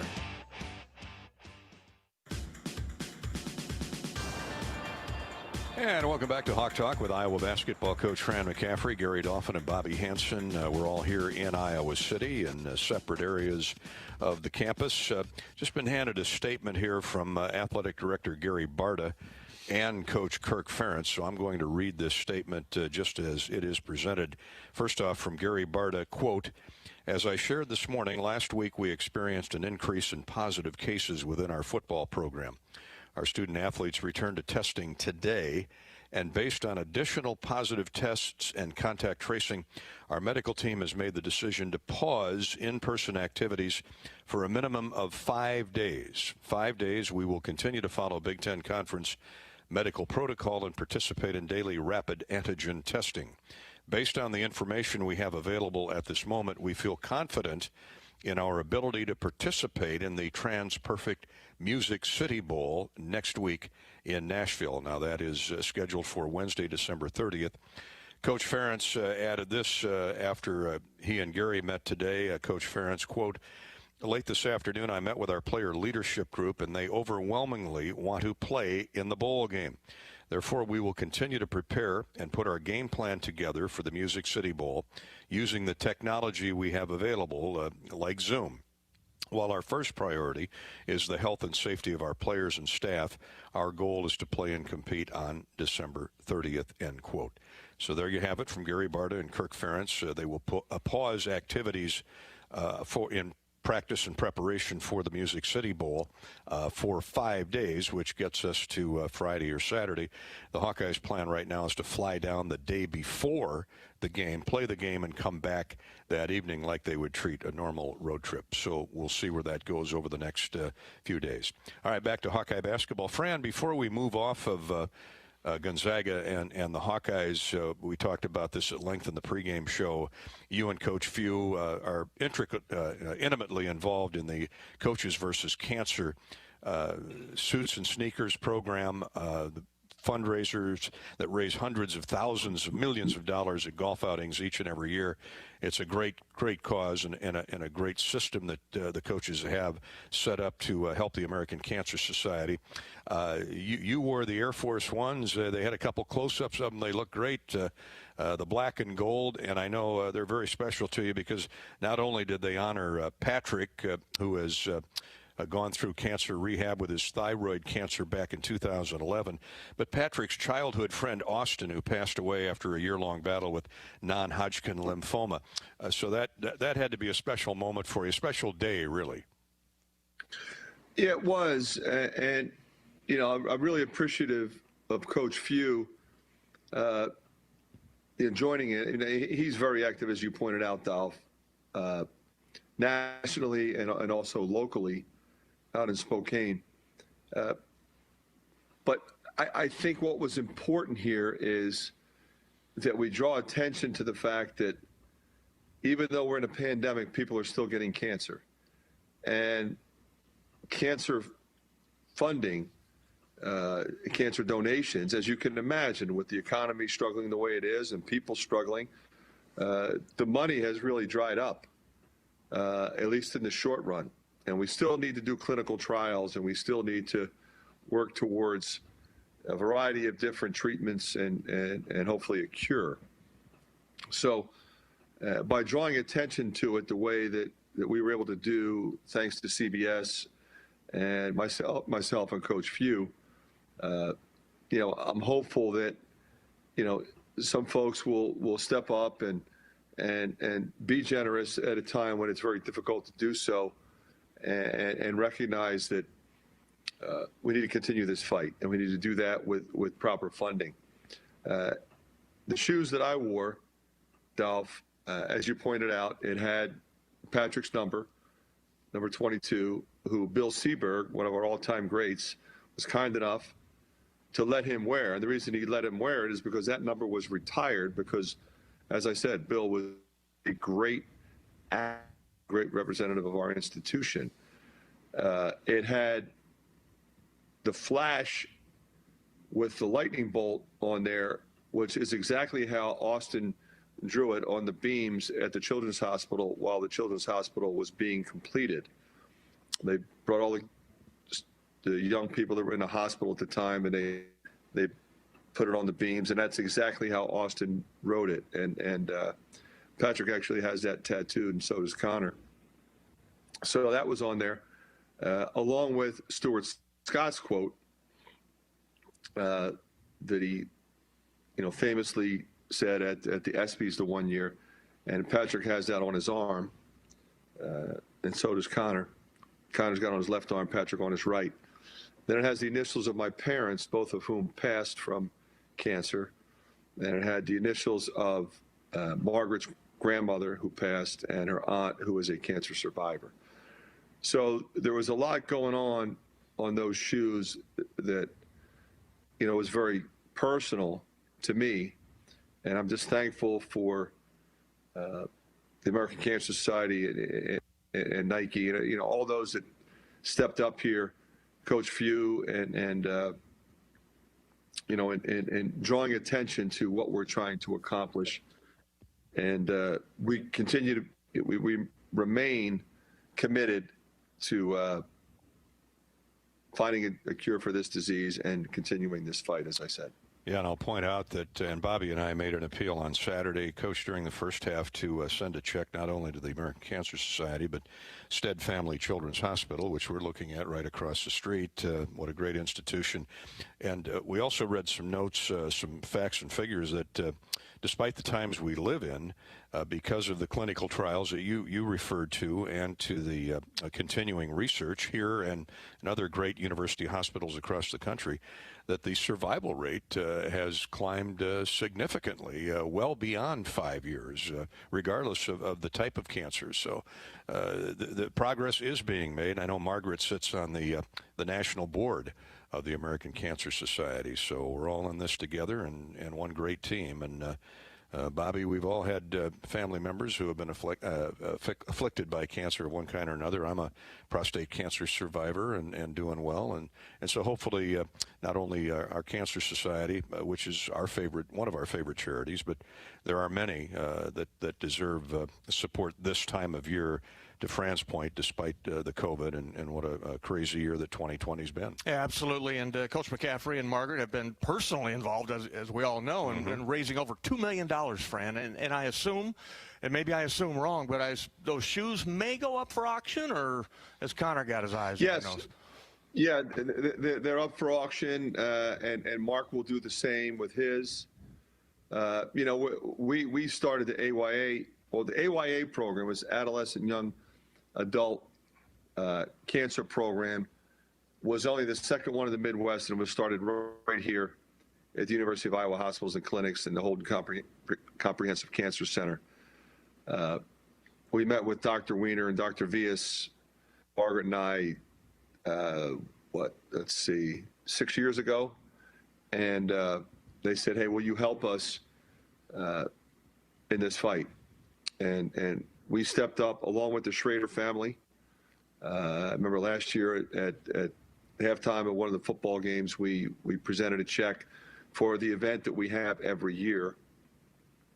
It's typically either here at Carver or at our home. And we typically raise about $125 to somewhere between $125 and $175,000, typically somewhere in there, thanks to the incredible generosity of this community.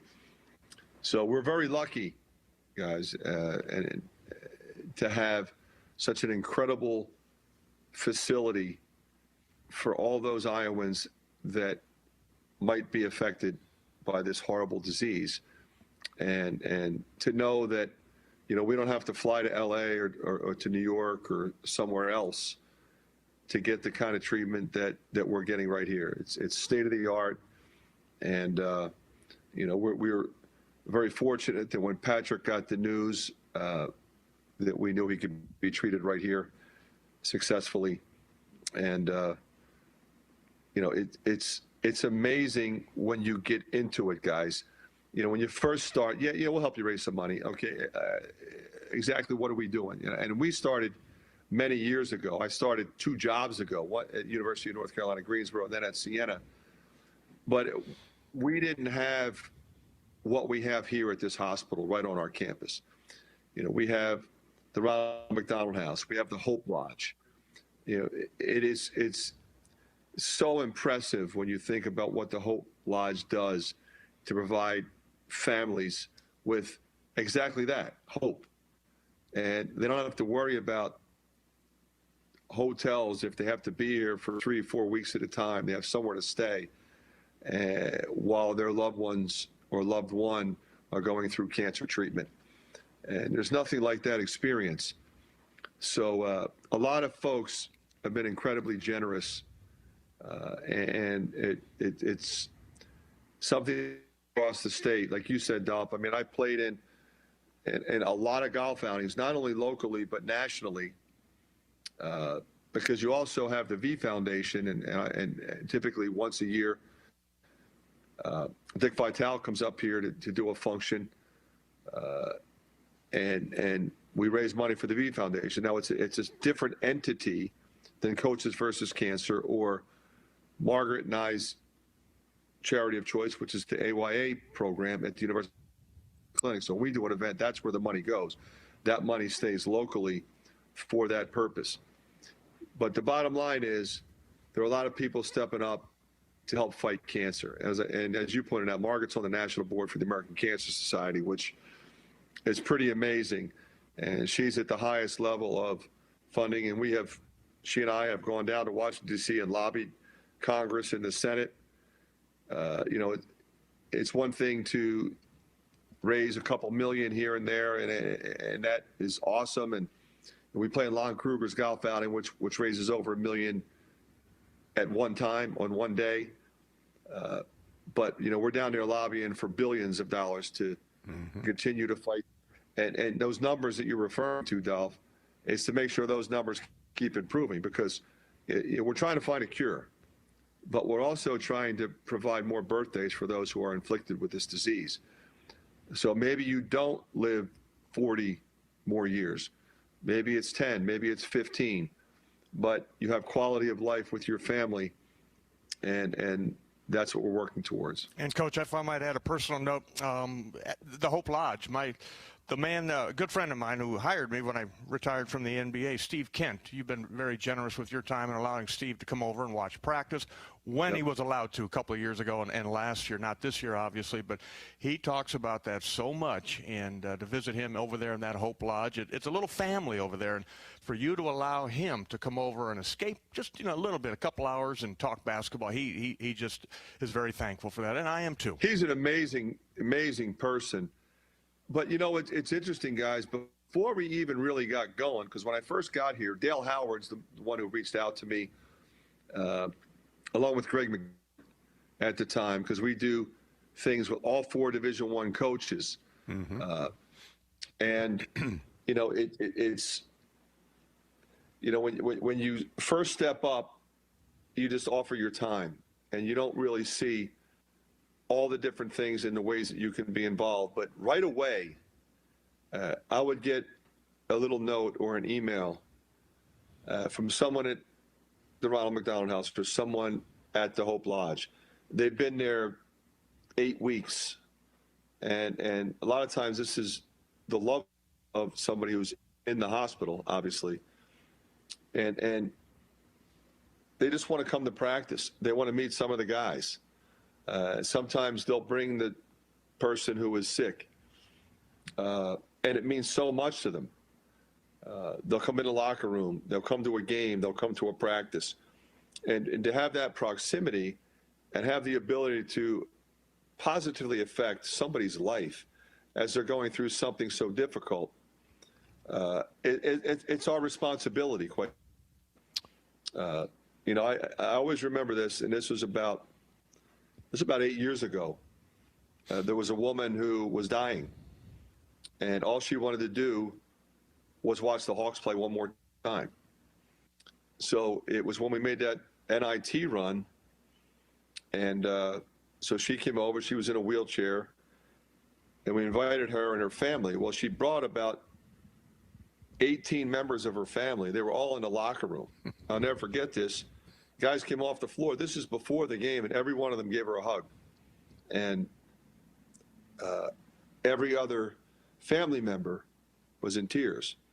And you say, well, a lot of coaches wouldn't, allow that type of thing before the game. Let's get locked in. Let's go win the game. And we had a chance to impact somebody's life and make an impact on a family. That's what we did. And we went out and we took care of business. Indeed, here. That's a great story.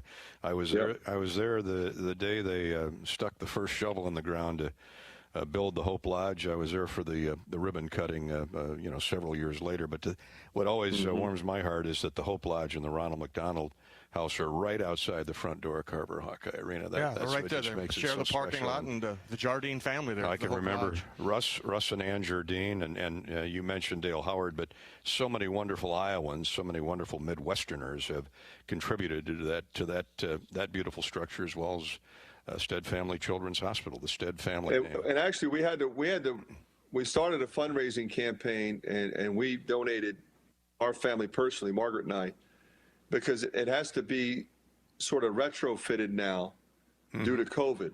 So you got to come in and you got to put plastic up here and there and have all this kind of stuff. And it's got to be cleaned differently. So we have to pay for that. So we were trying to raise a substantial amount of money to get that thing up and running again, because they actually closed it temporarily because of COVID. So like I said, cancer research and cancer programs have all been kind of put on pause as we're dealing with COVID, and we're trying to continue to create attention and continue to fundraise so that we can move forward and continue the fight against cancer. Yeah, we'll keep it out there front and center along with all the other Appreciate great causes. That, guys. You bet. Thanks, Coach. Well, we better take a break here. And then when we come back, I'll promise you, Hawk fans, we will talk about Purdue and the Big Ten going forward. We've got a number of YouTube, Twitter, and Facebook questions or comments for Coach, too. We're brought to you tonight by Anheuser-Busch and Bud Light. Hawk Talk with Fran McCaffery. Courtesy of Bud Light. Whenever there's a Hawkeye game to watch or listen to, there's a Bud Light there. And by U.S. Cellular, proud to be the official wireless sponsor of the Iowa Hawks. U.S. Cellular, connecting Hawkeye Nation. We're back with more Hawk Talk with Coach McCaffery right after this brief pause. Whoa, winter is right around the corner. Before you travel for the holidays, get a free vehicle winter inspection from my dad, Brian Sekfetz, and his staff at Dodge Street Tire and Auto. For 25 good years, they've been your family-friendly, dependable, and honest neighborhood auto repair shop. That's why their loyal customers have once again voted Dodge Street Tire as the best in the area. Don't be left out in the cold. Dodge Street Tire and Auto, at the corner of Dodge and Church Street. Your business is your pride and joy. You raised it with hard work, from nothing but a dream. And since you care so much, naturally you want to protect it from harm. That's where we come in. Because a great insurance policy is not a necessary evil. It's the best way to keep your business happy, healthy, and profitable. Pamper your business with a policy from West Bend. Visit thesilverlining.com to find out more. Are you looking to downsize from your family home to begin your retirement years? Our Oak Knoll East campus is for you. I'm Steve Rowe, Executive Director at Oak Knoll. Our new campus has many unique amenities for your active lifestyle, in addition to providing the same great services that Oak Knoll has offered our residents for over 50 years. We're now open and have a few two-bedroom apartments still available. Call me at 319-351-1720 or visit oakknoll.com to set up your personal tour. Go Hawks! Get ready for more. Introducing Hy-Vee Plus. Get a Hy-Vee Plus premium membership for just $99 a year and get fuel savings every time you shop in-store and online. Plus, exclusive deals and offers every month. Plus, you can call our Red Line hotline day or night for anything you need. Plus, free online delivery and free express pickup. Plus, a personal online shopper. With Hy-Vee Plus, our plus equals more. Sign up today. Some restrictions apply. Fans, if you want to give your taste buds the thrill of a dramatic, fun-filled victory, try Blue Bunny Loaded Sundaes. With a roster of all-star flavors, Loaded Sundaes have tons of toppings, swirled in deliciously soft ice cream. Even better, they come straight from the freezer, so you can grab one and get right back to the game. The next time you're in the freezer aisle, let your fun side act as head coach. Get Blue Bunny Loaded Sundaes, available now at your local grocery store. Feel the power. Feel the speed. Feel extreme. Hawk fans, get Extreme, powered by MediaCom, and experience streaming so real you can feel it. Whether you're live streaming the game or streaming your favorite series, with supercharged speeds up to 1 gig and powerful whole home Wi-Fi, you're in it. Our 100% gigabit technology network was built to take you further. Get ready to feel it. Extreme, powered by MediaCom. Hawk Talk with Iowa basketball coach Fran McCaffery. The Hawks 6-1. They dropped just 1 spot in the Associated Press top 25. It's Gonzaga, Baylor, Kansas, Iowa, and Villanova 1 through 5. Iowa is 5th on the coaches poll. Of course, Gonzaga is still a solid number 1, unbeaten at 4-0. Now all attention turns to the Big Ten because, as Fran likes to say, here come 20 monsters, starting with Purdue tomorrow night. And they had an impressive win, Fran, over Notre Dame on Saturday at the Hoosier Crossroads Classics. They're 6-2. They've played some good teams, beaten some good teams. I have as much respect for Matt Painter as I do any coach in the Big Ten. He gets the most out of his guys, and he's got another good crew this year, even though they lost some good players from a year ago. Guys, they're better this year than they were last year, no question. Obviously, you know, they're sitting here at 6-2, but in the 2 games they lost to Clemson and Miami, they didn't have all their guys. So they got all their guys now, and they beat Ohio State, they beat Notre Dame. Yeah, but I think they're better this year because I think Edey is a better fit for that team than Harms was. He's 7'4". And then, you know, I really think the Newman kid, who was a redshirt freshman, so he was there last year, didn't play. I think he's a better player than Eastern. And then they have a really good freshman class, and their other guys have really stepped up. So, you know, it starts with Trevion Williams and Hunter. Both of those guys played really well against us last year. But, you know, they've got a talented group. The kid Gillis is really good, starting at power forward. They bring Wheeler off the bench. They still have Thompson. Ivy, the freshman, is really good. Stefanovic seems like he makes every shot. He's played well against us. But they do a really good job running their stuff.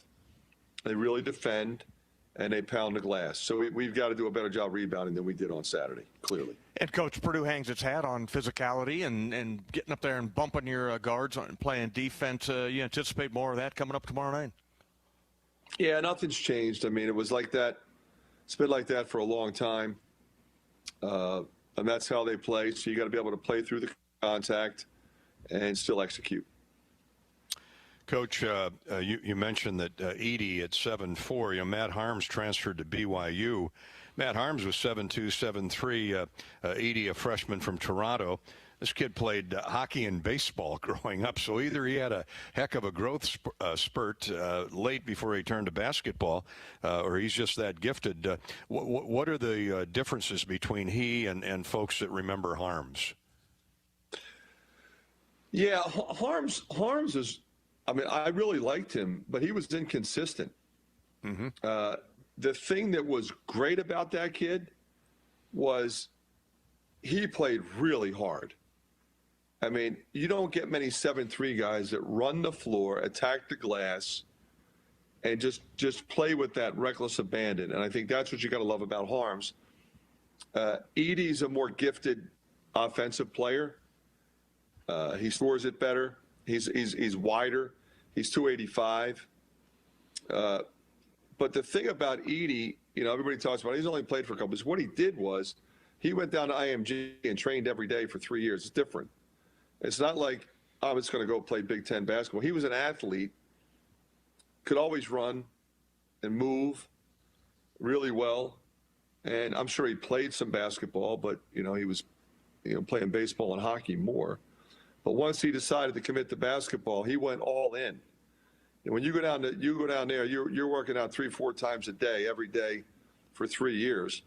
So you can catch up. And he's still got some stuff to learn, but he's really good. I like Trevion from the minute I first saw him a couple years ago as a pure freshman. I mean, he had 30 points and 11 rebounds against Indiana State a week or so back. Is he still bulky? Is he big and heavy? Has he lost some weight? How is he physically? He's a little bulky, Dolph, but he moves well. You know, it almost benefits him to be a little bit on the thicker side because of how he uses that frame, and he's more athletic than you think, and he's long. So he can get to places on the floor that he wants to get to, and he can finish going either way.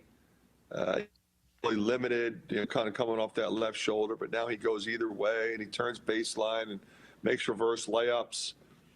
He's impacting the game with his length. He'll block shots.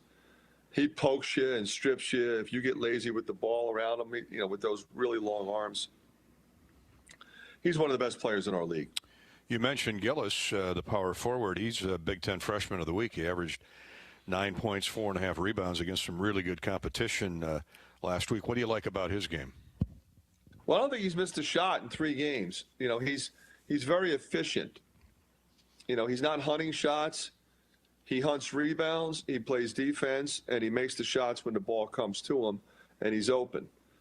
So what you have is a very efficient guy. Let's go to Twitter. Coach Barry, first up, Fran, go Hawks, love the support we have for cancer research here at the University of Iowa. And then Seth has a question. Fran, with the team's length and depth, what are your thoughts on pressing full court, specifically against an inexperienced backcourt with lack of depth or team with a slower pace? Yeah, we're not going to face a lot of teams like that in this league now. Everybody's got experience. Everybody's got speed and quickness. So, I don't think it's a bad idea. We pressed the #1 team in the country for the entire second half. So, we'll probably continue to do that. But you got to be careful scrambling around and running all over the place 94 feet when you're playing a team that has the talent experience of Purdue. I mean, the talent, the experience, and the coaching in this league is a reason why teams don't press all the time, because I think they'll make you pay for it. So you got to be smart with how you utilize it, and that's what we're going to do. Brandon is in the YouTube chat room. That's at youtube.com/Hawkeye Radio Network, all one word. Brandon says, Coach, what improvements to the transition defense need to be made to come out and be successful against Purdue tomorrow night? Well, I think what you have to do, we got to make a higher percentage of our shots, which we did in the second half. We were in transition a lot because we were missing long rebounds, and here they come. A lot of times, guys, our defense wasn't that bad. Suggs just pulled from 24 feet and hit a 3. So it's not like there's anything wrong with your transition defense on that. Our defense really broke down with our rotations at half court. So, for example, if Timmy was in there by himself and we went to double because he had an angle, we didn't rotate down and take that next receiver. And we were really slow and late and not connected on those, and that's what has to improve. When you say slow, Fran, educate us a little bit. Slow in recognition or physically, the teammates? He's never got there. Never got there. Gotcha. You didn't see it and didn't rotate. It's pretty evident when one guy helps, you help the helper.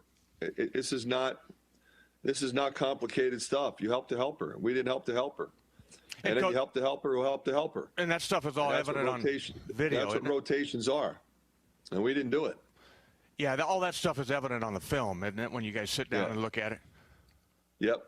You could probably, if you were watching the game, Bob, you saw it. I mean, we were flat-footed at times and just didn't drop inside. That's why we gave up layups.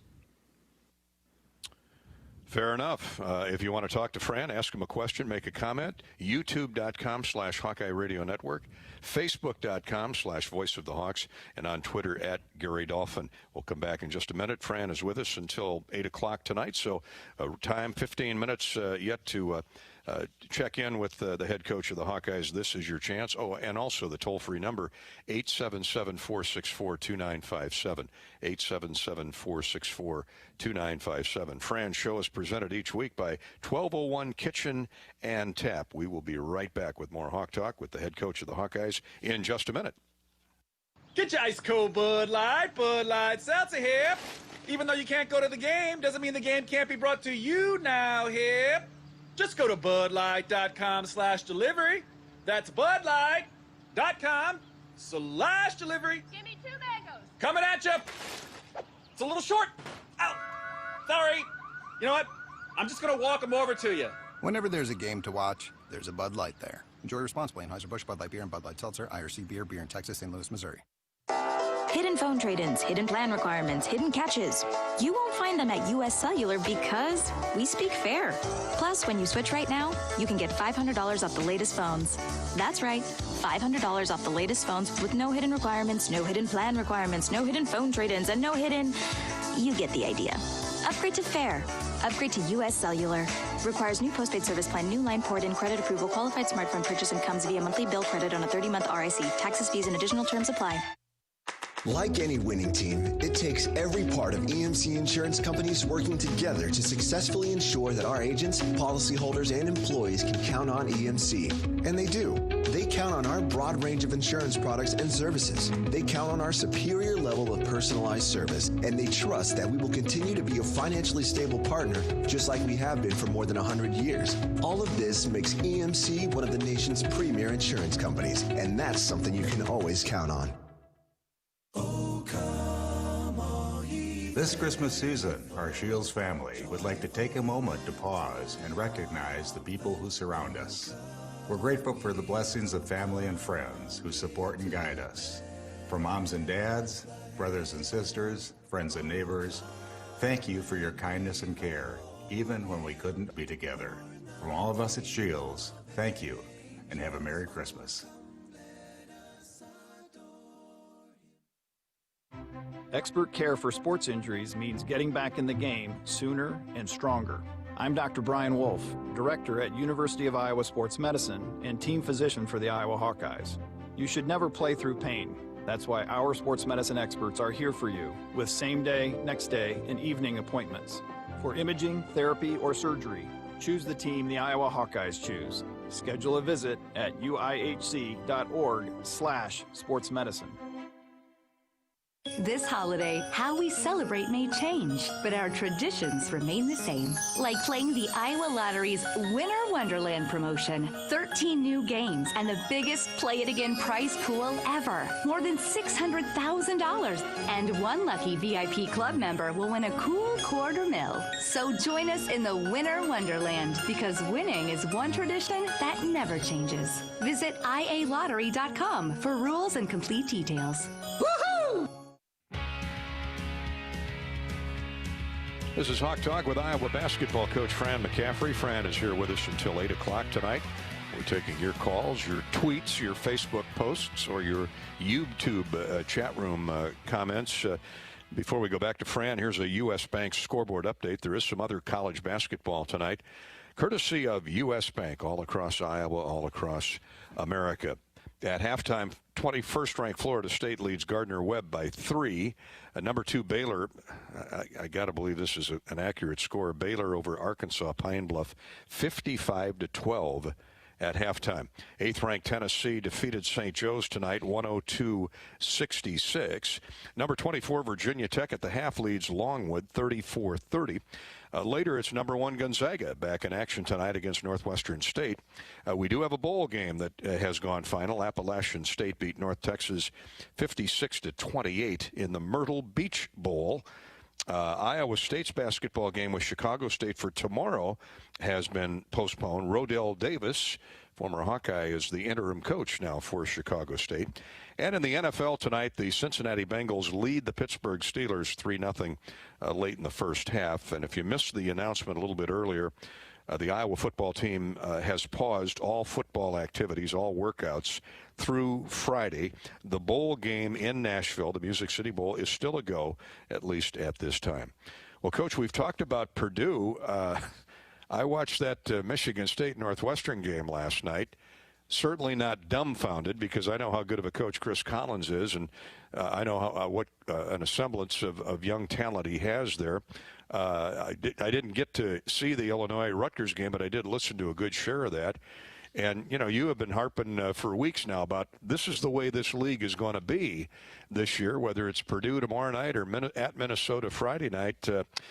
Purdue beat Ohio State last week when the Buckeyes were ranked. So no surprise, huh? No, Dolph, you're 100% right. You know, I was really beyond baffled at some of the people on television who were seemingly shocked by this. Last year, Northwestern lost a very close game to Michigan State. Boo-boo, we had 30. They were all freshmen and sophomores. So now they're sophomores and juniors with a really good freshman class and a really good transfer. So they got a veteran club. They got Gaines back, who was out last year with an injury. So nobody should be surprised by that. And anybody that says anything about Rutgers clearly knows nothing about college basketball. If you watch that team last year, they were one of the best teams in the country. Forget about our league. One of the best teams in the country. And they are as talented as any team on our schedule. And you know, they have to beat Illinois for people to they beat Illinois last year. Yeah. So I don't know why everybody's shocked. So, you know, I think people think when I say stuff, well, he's just saying that because he's promoting the league. That's what he's supposed to do. No. If it wasn't the case, I wouldn't say it. Well, you knew Steve And you're Michael right. Chris Collins is a terrific coach. And they were ready. And Michigan State's really good. Yeah. They just got outplayed yesterday. And Tom will get them ready. And every night you got to put your helmet on. I mean, Northwestern was in control of that game right from the start to finish, what I was watching. And then my comment that Steve Pikel, I mean, he was good. He was a heck of a coach at Stony Brook when we saw him at the NIT wasn't years it? ago. Yeah, he is. He's a terrific coach, and he's recruited well. They play a great style. But again, you know, a couple of years ago, they were just about ready to turn a corner, and they were young. You know, now you have Ron Harper Jr., one of the best players in the country. Miles Johnson. You know, Geo Baker, he's not even healthy. He plays a little bit, but his ankle's been really bad. Jacob Young, you know, and he was really good last year, but he's really different this year. And then Cliff Omarui, he's a freshman, probably as good as any freshman big man in our league. So, you know, that's a difficult game. I don't care where you play them, when you play them. That's a tough one there. Coach, is the young kid son of Michael Young that played at Houston, the left-handed guy? I don't know that. Yeah, Bobby. I don't know. Yeah, I don't know if he is or not. I'm watching that game today, and that looks like Michael Young. I wonder if that's his son. You know, looking at Ron Harper, from Miami of Ohio and the Bulls and all that. Coach, I watched, maybe you guys did too, I watched Minnesota and St. Louis last night. I mean, St. Louis was, I think, 6-0 coming into that game in Minneapolis. And that was back and forth all night, and the Gophers outlasted them in the end. Here's Minnesota 7-1, and Richard brought in 2 or 3 transfers this year. So at least for now, they're melding well together. Yeah, you know, it's a different world, guys. You know, it's not something I'm in favor of, but that's the world we live in, and we all will adjust. But, you know, teams can essentially turn their entire roster over if they want to. I mean, Nebraska's done it 2 years in a row.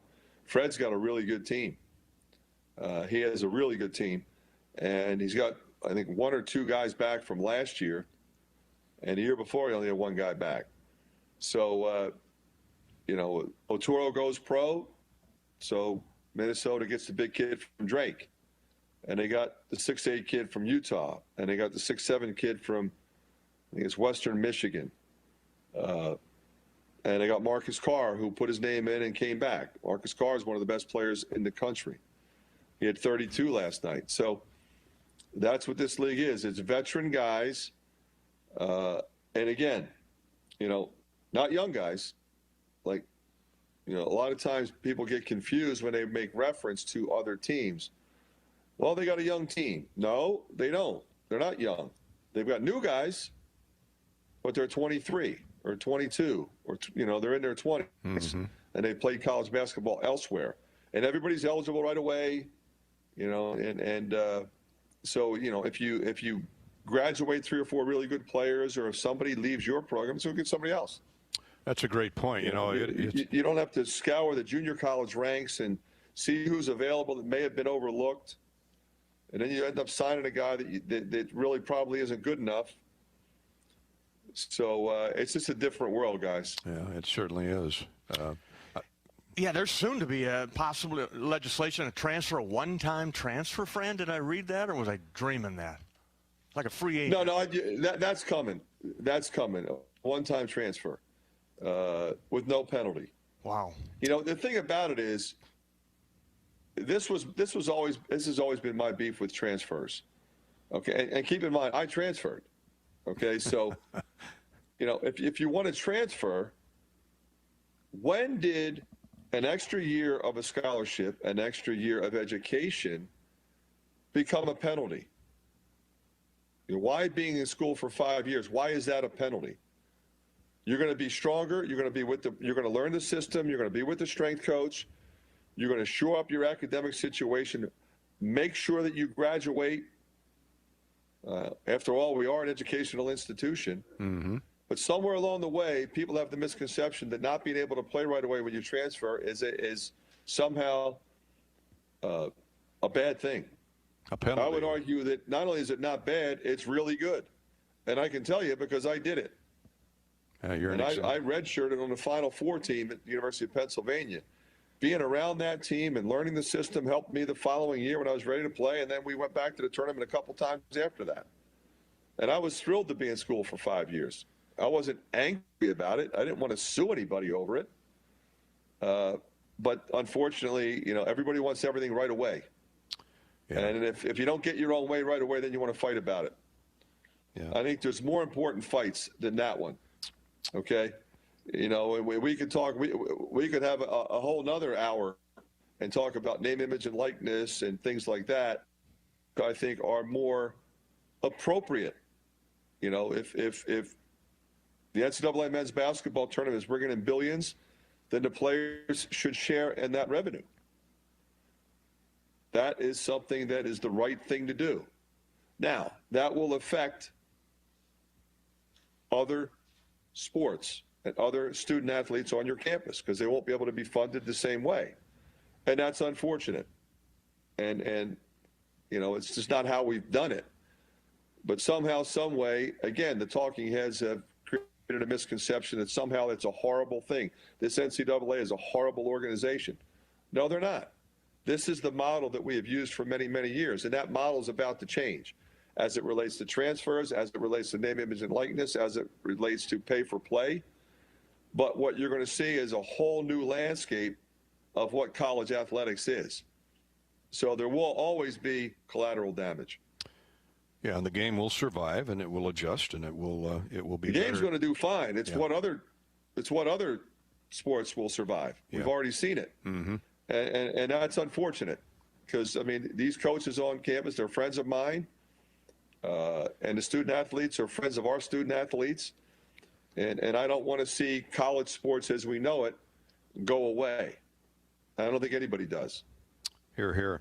Let's pause before we let Fran go here. Let's pause 10 seconds for station identification. You're listening to Hawk Talk presented by 1201 Kitchen and Tap. Hawk Talk with Fran McCaffery. Let's pause 10 seconds for station identification.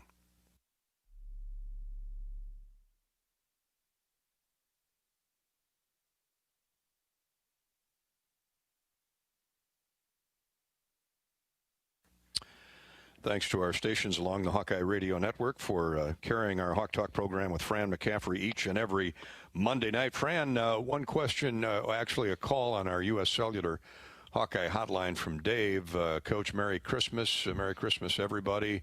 Coach, how important... Thanks, Dave. You too. How important, Coach, will your bench be over the next 3 games, starting tomorrow night with Purdue? Well, I think no more important than the next 20.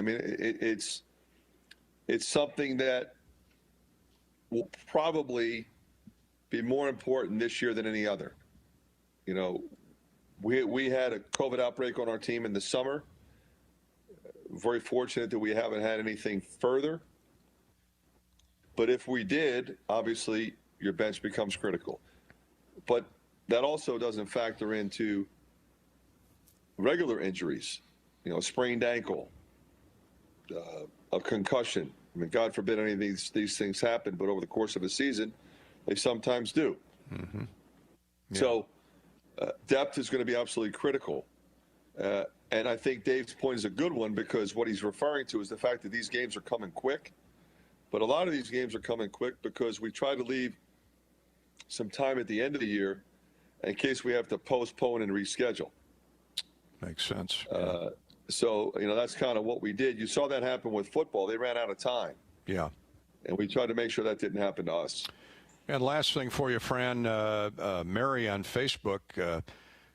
Coach, I'll never forget what Izzo did against the comeback Hawks were putting together in Carver back when Devin Marble was playing. Every possession for about 10 in a row, he had his team foul, so the Hawkeyes couldn't get into a flow. Totally made the game out of sync, and of course the Spartans prevailed.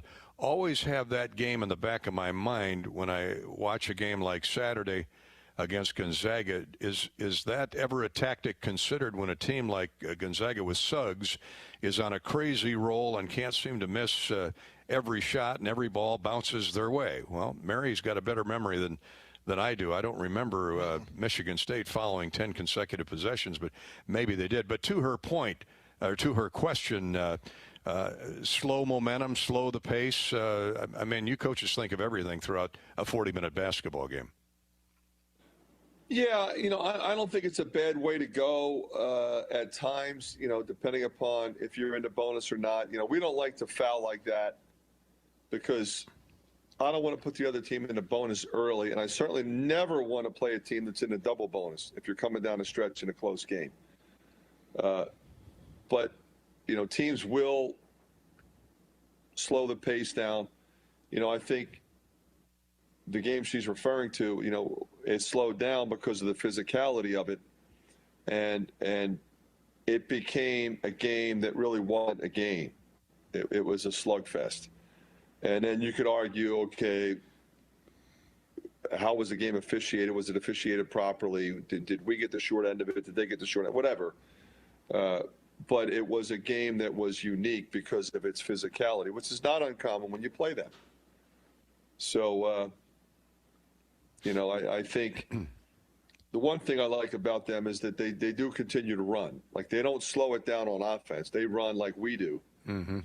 But the half-court slug it out is something that you have to be prepared for when you play them. Fran, thanks so much. We'll see you tomorrow night. Look forward to it, guys. Thanks, Thank Coach. you. Coach McCaffery back off, heading back out now to continue his prep for tomorrow night's game with Purdue.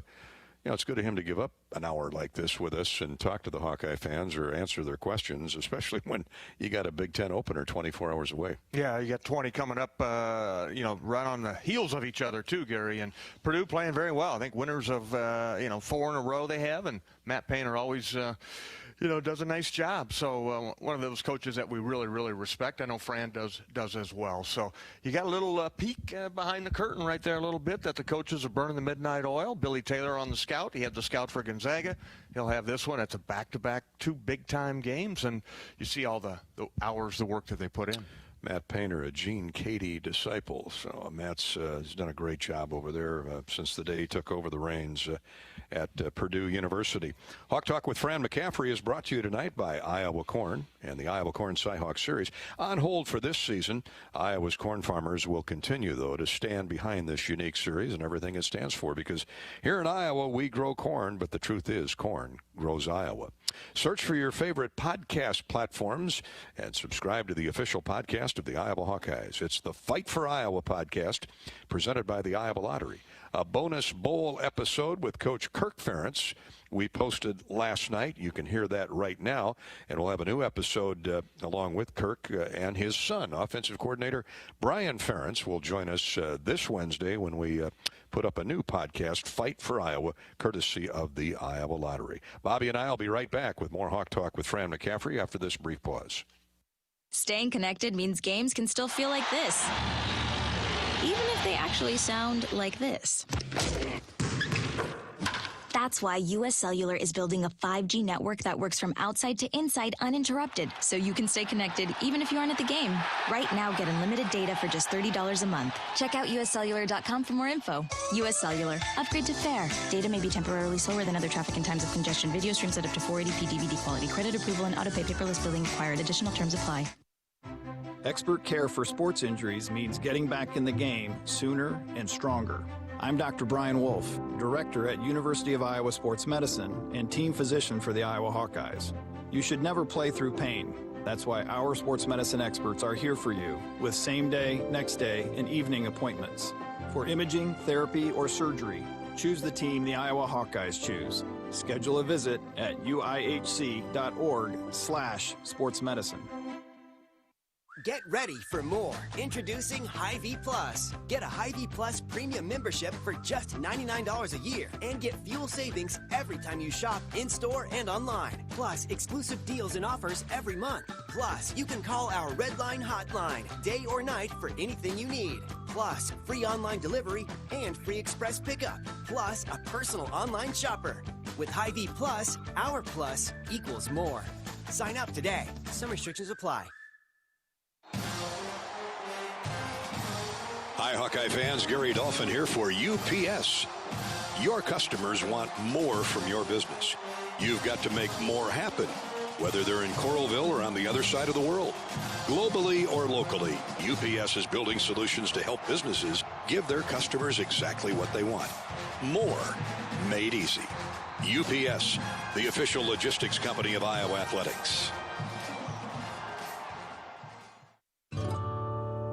Experience the benefit of Blue with a Medicare supplement plan from Wellmark Blue Cross and Blue Shield. With our plans, you'll enjoy nationwide access to care, optional dental, vision, and hearing coverage, and more. Call 1-888-616-8927 or go online to wellmark.com/Medicare plans. You may even qualify for a special household discount.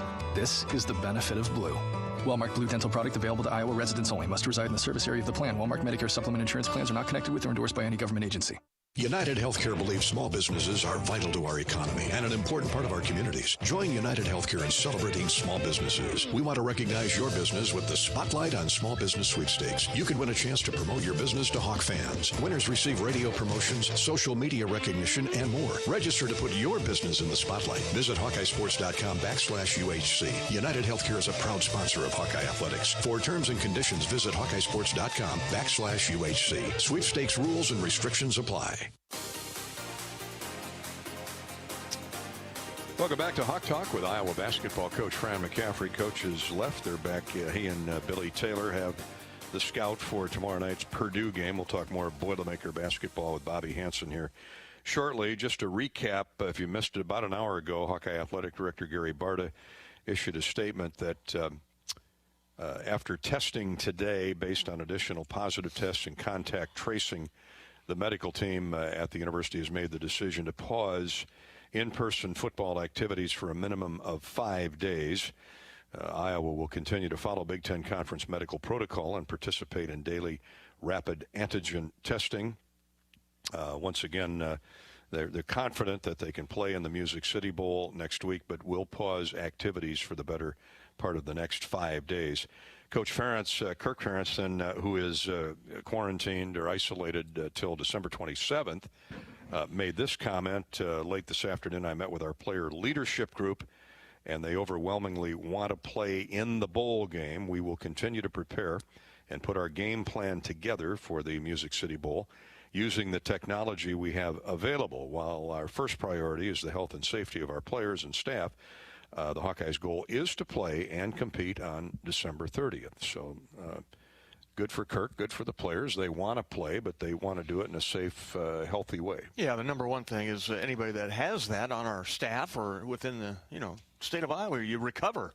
I mean, this thing is just vicious, and it affects everybody differently. And just sending out our best wishes and thoughts and prayers for Coach Ferentz. Absolutely. Let's update the U.S. Bank scoreboard. Number one Gonzaga is out to a 7-0 lead on Northwestern State. They're back in Spokane tonight. The number one Zags, and after Saturday, after they got by the Hawks, I don't know that they're going to lose a game. I mean, there's such a heavy favorite for their Big West Conference title, and St. Mary's typically has a good team, but San Francisco, I don't see anybody else in that conference that can handle the Zags. The West Coast Conference, the WCC, they've been dominating it for the past years, Gary, and once they got by Iowa, I think they have Virginia on the schedule. They did reschedule that game. Yeah, You're right. rescheduled. You're but right. Baylor, I don't know if there's going to be time to reschedule that Baylor game. But it could be, talking about that 1976 Indiana Hoosier team that went undefeated, and nobody's done it since. Gonzaga, they're talking about until the Hawkeyes see them in the finals. That could be the one. And do you remember who played Indiana in the championship game in 1976? I played with the starting point guard in that, Michigan, Ricky Green. And who was the coach? Johnny Orr. Johnny Orr, our buddy Johnny Orr. Who was a fabulous freshman. Well, was Phil Hubbard on that team? Phil Hubbard. Yeah. He with the bad knees from great player, 6'8", from Omaha. Mm-hmm. As a matter of fact, Phil Hubbard. Good guy. Yeah, and Ricky Green, and then really great guy. I'm trying to remember who else was on that Michigan team, but I'll tell you. Steve Grody. Grody was a heck of a guard. Scotty May for Indiana. Kent Benson, Scotty May. Was Isaiah? No, Quinn Buckner. Quinn Buckner. That was Quinn and Isaiah. They played so much alike, just tough-nosed. Quinn Buckner, they didn't come any better than that guy. No, from Chicago. Was Kitchell on that team, or was he nope, later? He would be a little bit later after him and Whitman were later after that. But guys like Wishman and the couple of guys that have went on to be coaches that were on that team under Bobby Knight. Undefeated. How rare is that? Two Big Ten teams playing for the national championship in 1976. Well, Gonzaga could very well be the next unbeaten team, at least through the regular season. Florida State now has gone final. The Seminoles ranked 21st. Defeated Gardner-Webb 72-59. Baylor has a 68-22 lead early in the second half on Arkansas Pine Bluff. 24th ranked Clemson, a winner over Morehead State, 66-51. Just starting the second half, Virginia Tech has a 10-point lead on Longwood, 40-30. Cordell Pemsl's getting some playing time for Virginia Tech, Va-Tech. 8th ranked Tennessee wallops St. Joe's tonight, 102-66. One college football final, the Myrtle Beach Bowl, the first one out of the gate tonight. Appalachian State defeated North Texas and Howe 56-28. The Monday night NFL game, the Cincinnati Bengals are shutting out the Steelers, Pittsburgh Steelers. Early in the second period, it's 9-0 Bengals. And postponed, a note for tomorrow, Iowa State basketball postponed with Chicago State. Chicago State has some COVID issues. That's the U.S. Bank scoreboard update. We'll come back, talk some more Purdue, Iowa basketball tomorrow night, 8 o'clock for the tip, later tip, 7 o'clock for the pregame show here on the Hawkeye Radio Network. That's next. Our presenting sponsor tonight for Hawk Talk with Coach McCaffery is 1201 Kitchen and Tap. Back in just a minute. Is your vehicle worn out from winter? Before spring arrives, get a free vehicle inspection from my dad, Brian Sekafetz, and his staff at Dodge Street Tire and Auto. For over 25 good years, they've been your family-friendly, dependable, and honest neighborhood auto repair shop. That's why their loyal customers have once again voted Dodge Street Tire as the best in the area. Don't be left out in the cold. Dodge Street Tire and Auto at the corner of Dodge and Church Street. American Equity salutes today's hero of the game and is a proud sponsor of the ongoing recognition of our military at Hawkeye Games this season. Thank you to all the men and women, past and present, who have served our country and allow all of us to enjoy the freedom and liberty we enjoy today. American Equity's vision is to become the premier insurance company specializing in retirement savings and income products. To learn more about our company, please visit our website at american-equity.com. Are you looking to downsize from your family home to begin your retirement years? Our Oak Knoll East campus is for you. I'm Steve Rowe, Executive Director at Oak Knoll. Our new campus has many unique amenities for your active lifestyle, in addition to providing the same great services that Oak Knoll has offered our residents for over 50 years. We're now open and have a few two-bedroom apartments still available. Call me at 319-351-1720 or visit oakknoll.com to set up your personal tour. Go Hawks! Champions share common traits: integrity, reliability, hard work, and innovation. Your Better Business Bureau knows championship companies. We conduct background checks and listen to consumers around Iowa and Illinois, so we know the true character of these companies. Let the BBB match you with a championship company when you're hiring a contractor, using a business, or need a service. The Better Business Bureau is an Iowa nonprofit serving our neighbors for over 80 years. BBB help and information is free. So find us at bbb.org/Iowa. MidAmerican Energy and you, together partnering to change the energy landscape by pioneering money-saving, energy efficiency programs and building a new industry in Iowa, wind energy, all while keeping your rates low. So what's next? We'll keep delivering cost-effective energy efficiency programs while putting money back in your pocket. That's right. You decide how best to spend your savings. That's a partnership good for you, good for the environment, and good for Iowa. Another way we're obsessively, relentlessly at your service. How do you become America's best-selling brand? Let's break it down. Innovative tech means smarter and safer driving. Intelligent all-wheel drive will keep you ready for anything. And built Ford tough trucks will always get the job done. Plus, come into your local Ford store today and get super low APR financing, big cash back, and great lease offers on Ford's full line of cars, trucks, and SUVs. That's Ford, and that's how you become America's best-selling brand. Sales claim based on calendar year sales. Welcome back to Hawk Talk. Iowa basketball coach Fran McCaffery has left the building. He's scouting Purdue like we have been all day. Bobby, Purdue's won 5 of its last 6, and I don't care what year you pick. Matt Painter always has 4 guys averaging in double figures and doing a lot of other things, and 4 Boilermakers average in doubles now. Eric Hunter, Fran talked about him. He's at 14. Travion Williams, 14. Sasha Stefanovic, 12.5. And Zach Edey, the new center, at 11.5. Williams is pulling down a conference best 9.8 rebounds. Now Luke is right there with him at 9.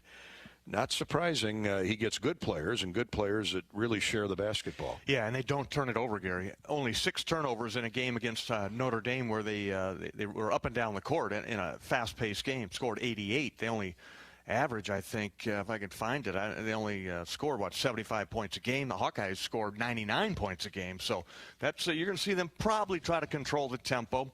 Got to cover the shooter, Stefanovic. Isaiah Thompson will come in there and take some shots. I really like Travion Williams. I think he has continued to improve his conditioning. He's got the big body, lower body. He'll move you around on that low block. And then when you come with a guy, Zach Edey, is 7'4".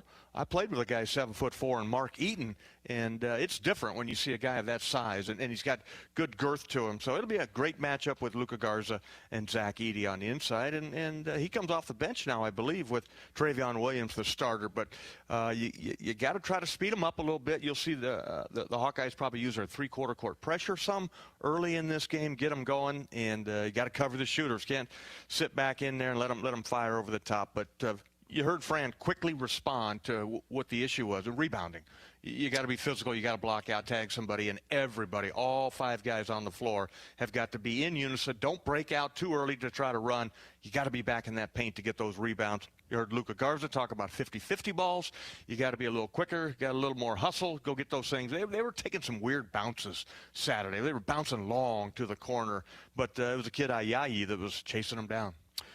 It would help if the Hawks hit a decent higher percentage of their shots tomorrow night. You know, Luka's going to get his 30, but here's why. Purdue is number 1 in the Big Ten in defensive rebounding. They're pulling off 27 boards at the defensive end per game. They really block out. They're 3rd in the Big Ten in rebounding margin at almost +10. Yeah, got good rebounding guards. You got the big fellows inside there. And defensively, they're going to be in your space out on the perimeter. They're going to be physical defensively. So, yeah, you got to work for good shots. But I would say to our shooters, don't hesitate. Go out there, be aggressive. And Jordan Bohannon and C.J. Frederick, you got an open shot, and it's within the shot clock. The time and the score is in your favor or equal. Man, you got to pull the trigger.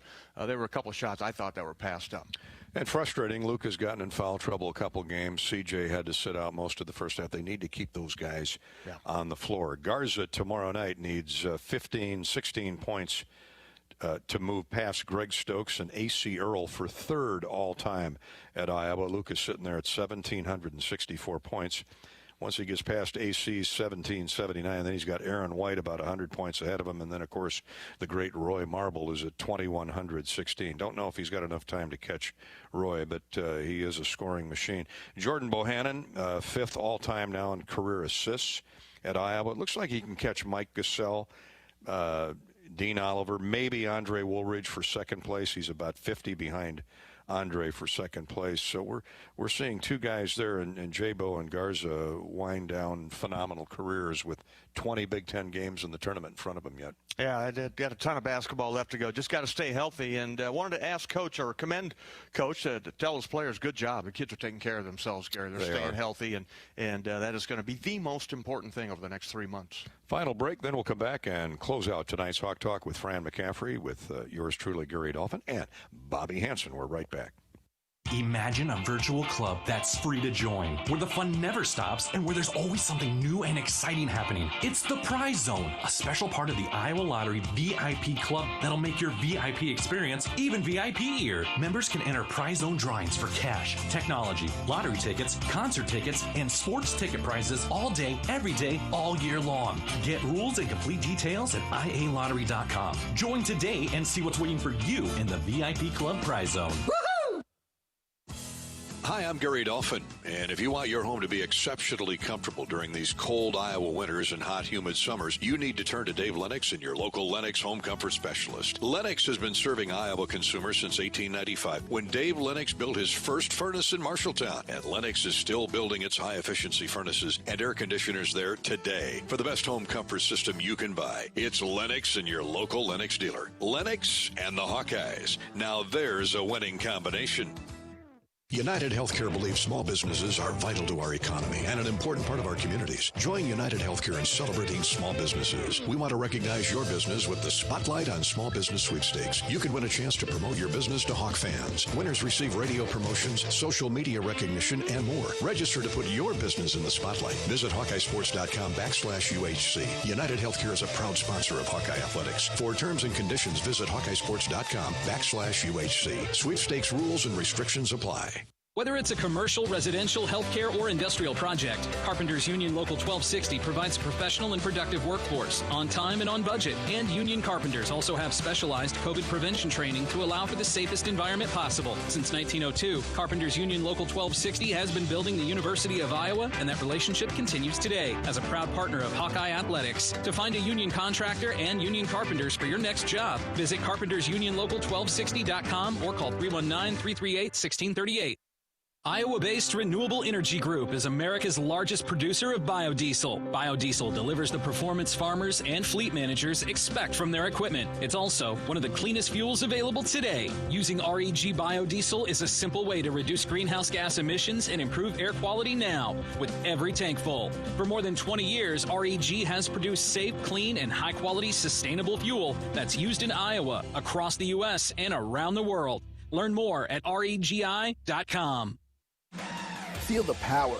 Feel the speed. Feel extreme. Hawk fans, get extreme. Powered by MediaCom. And experience streaming so real you can feel it. Whether you're live streaming the game or streaming your favorite series, with supercharged speeds up to 1 gig and powerful whole home Wi-Fi, you're in it. Our 100% gigabit technology network was built to take you further. Get ready to feel it. Extreme. Powered by MediaCom.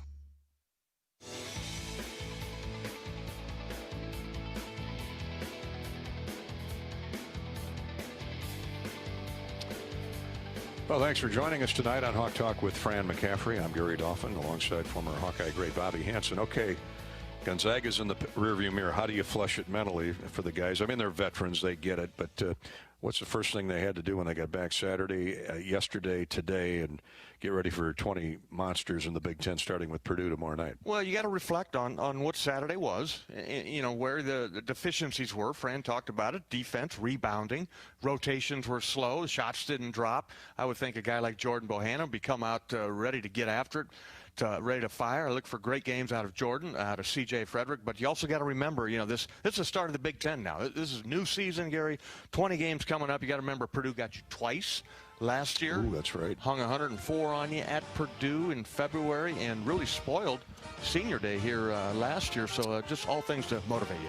Wieskamp's playing really well. Yeah. Bobby and I will greet you in 24 hours from Carver Hawkeye Arena, Iowa, Purdue. Good night, everybody.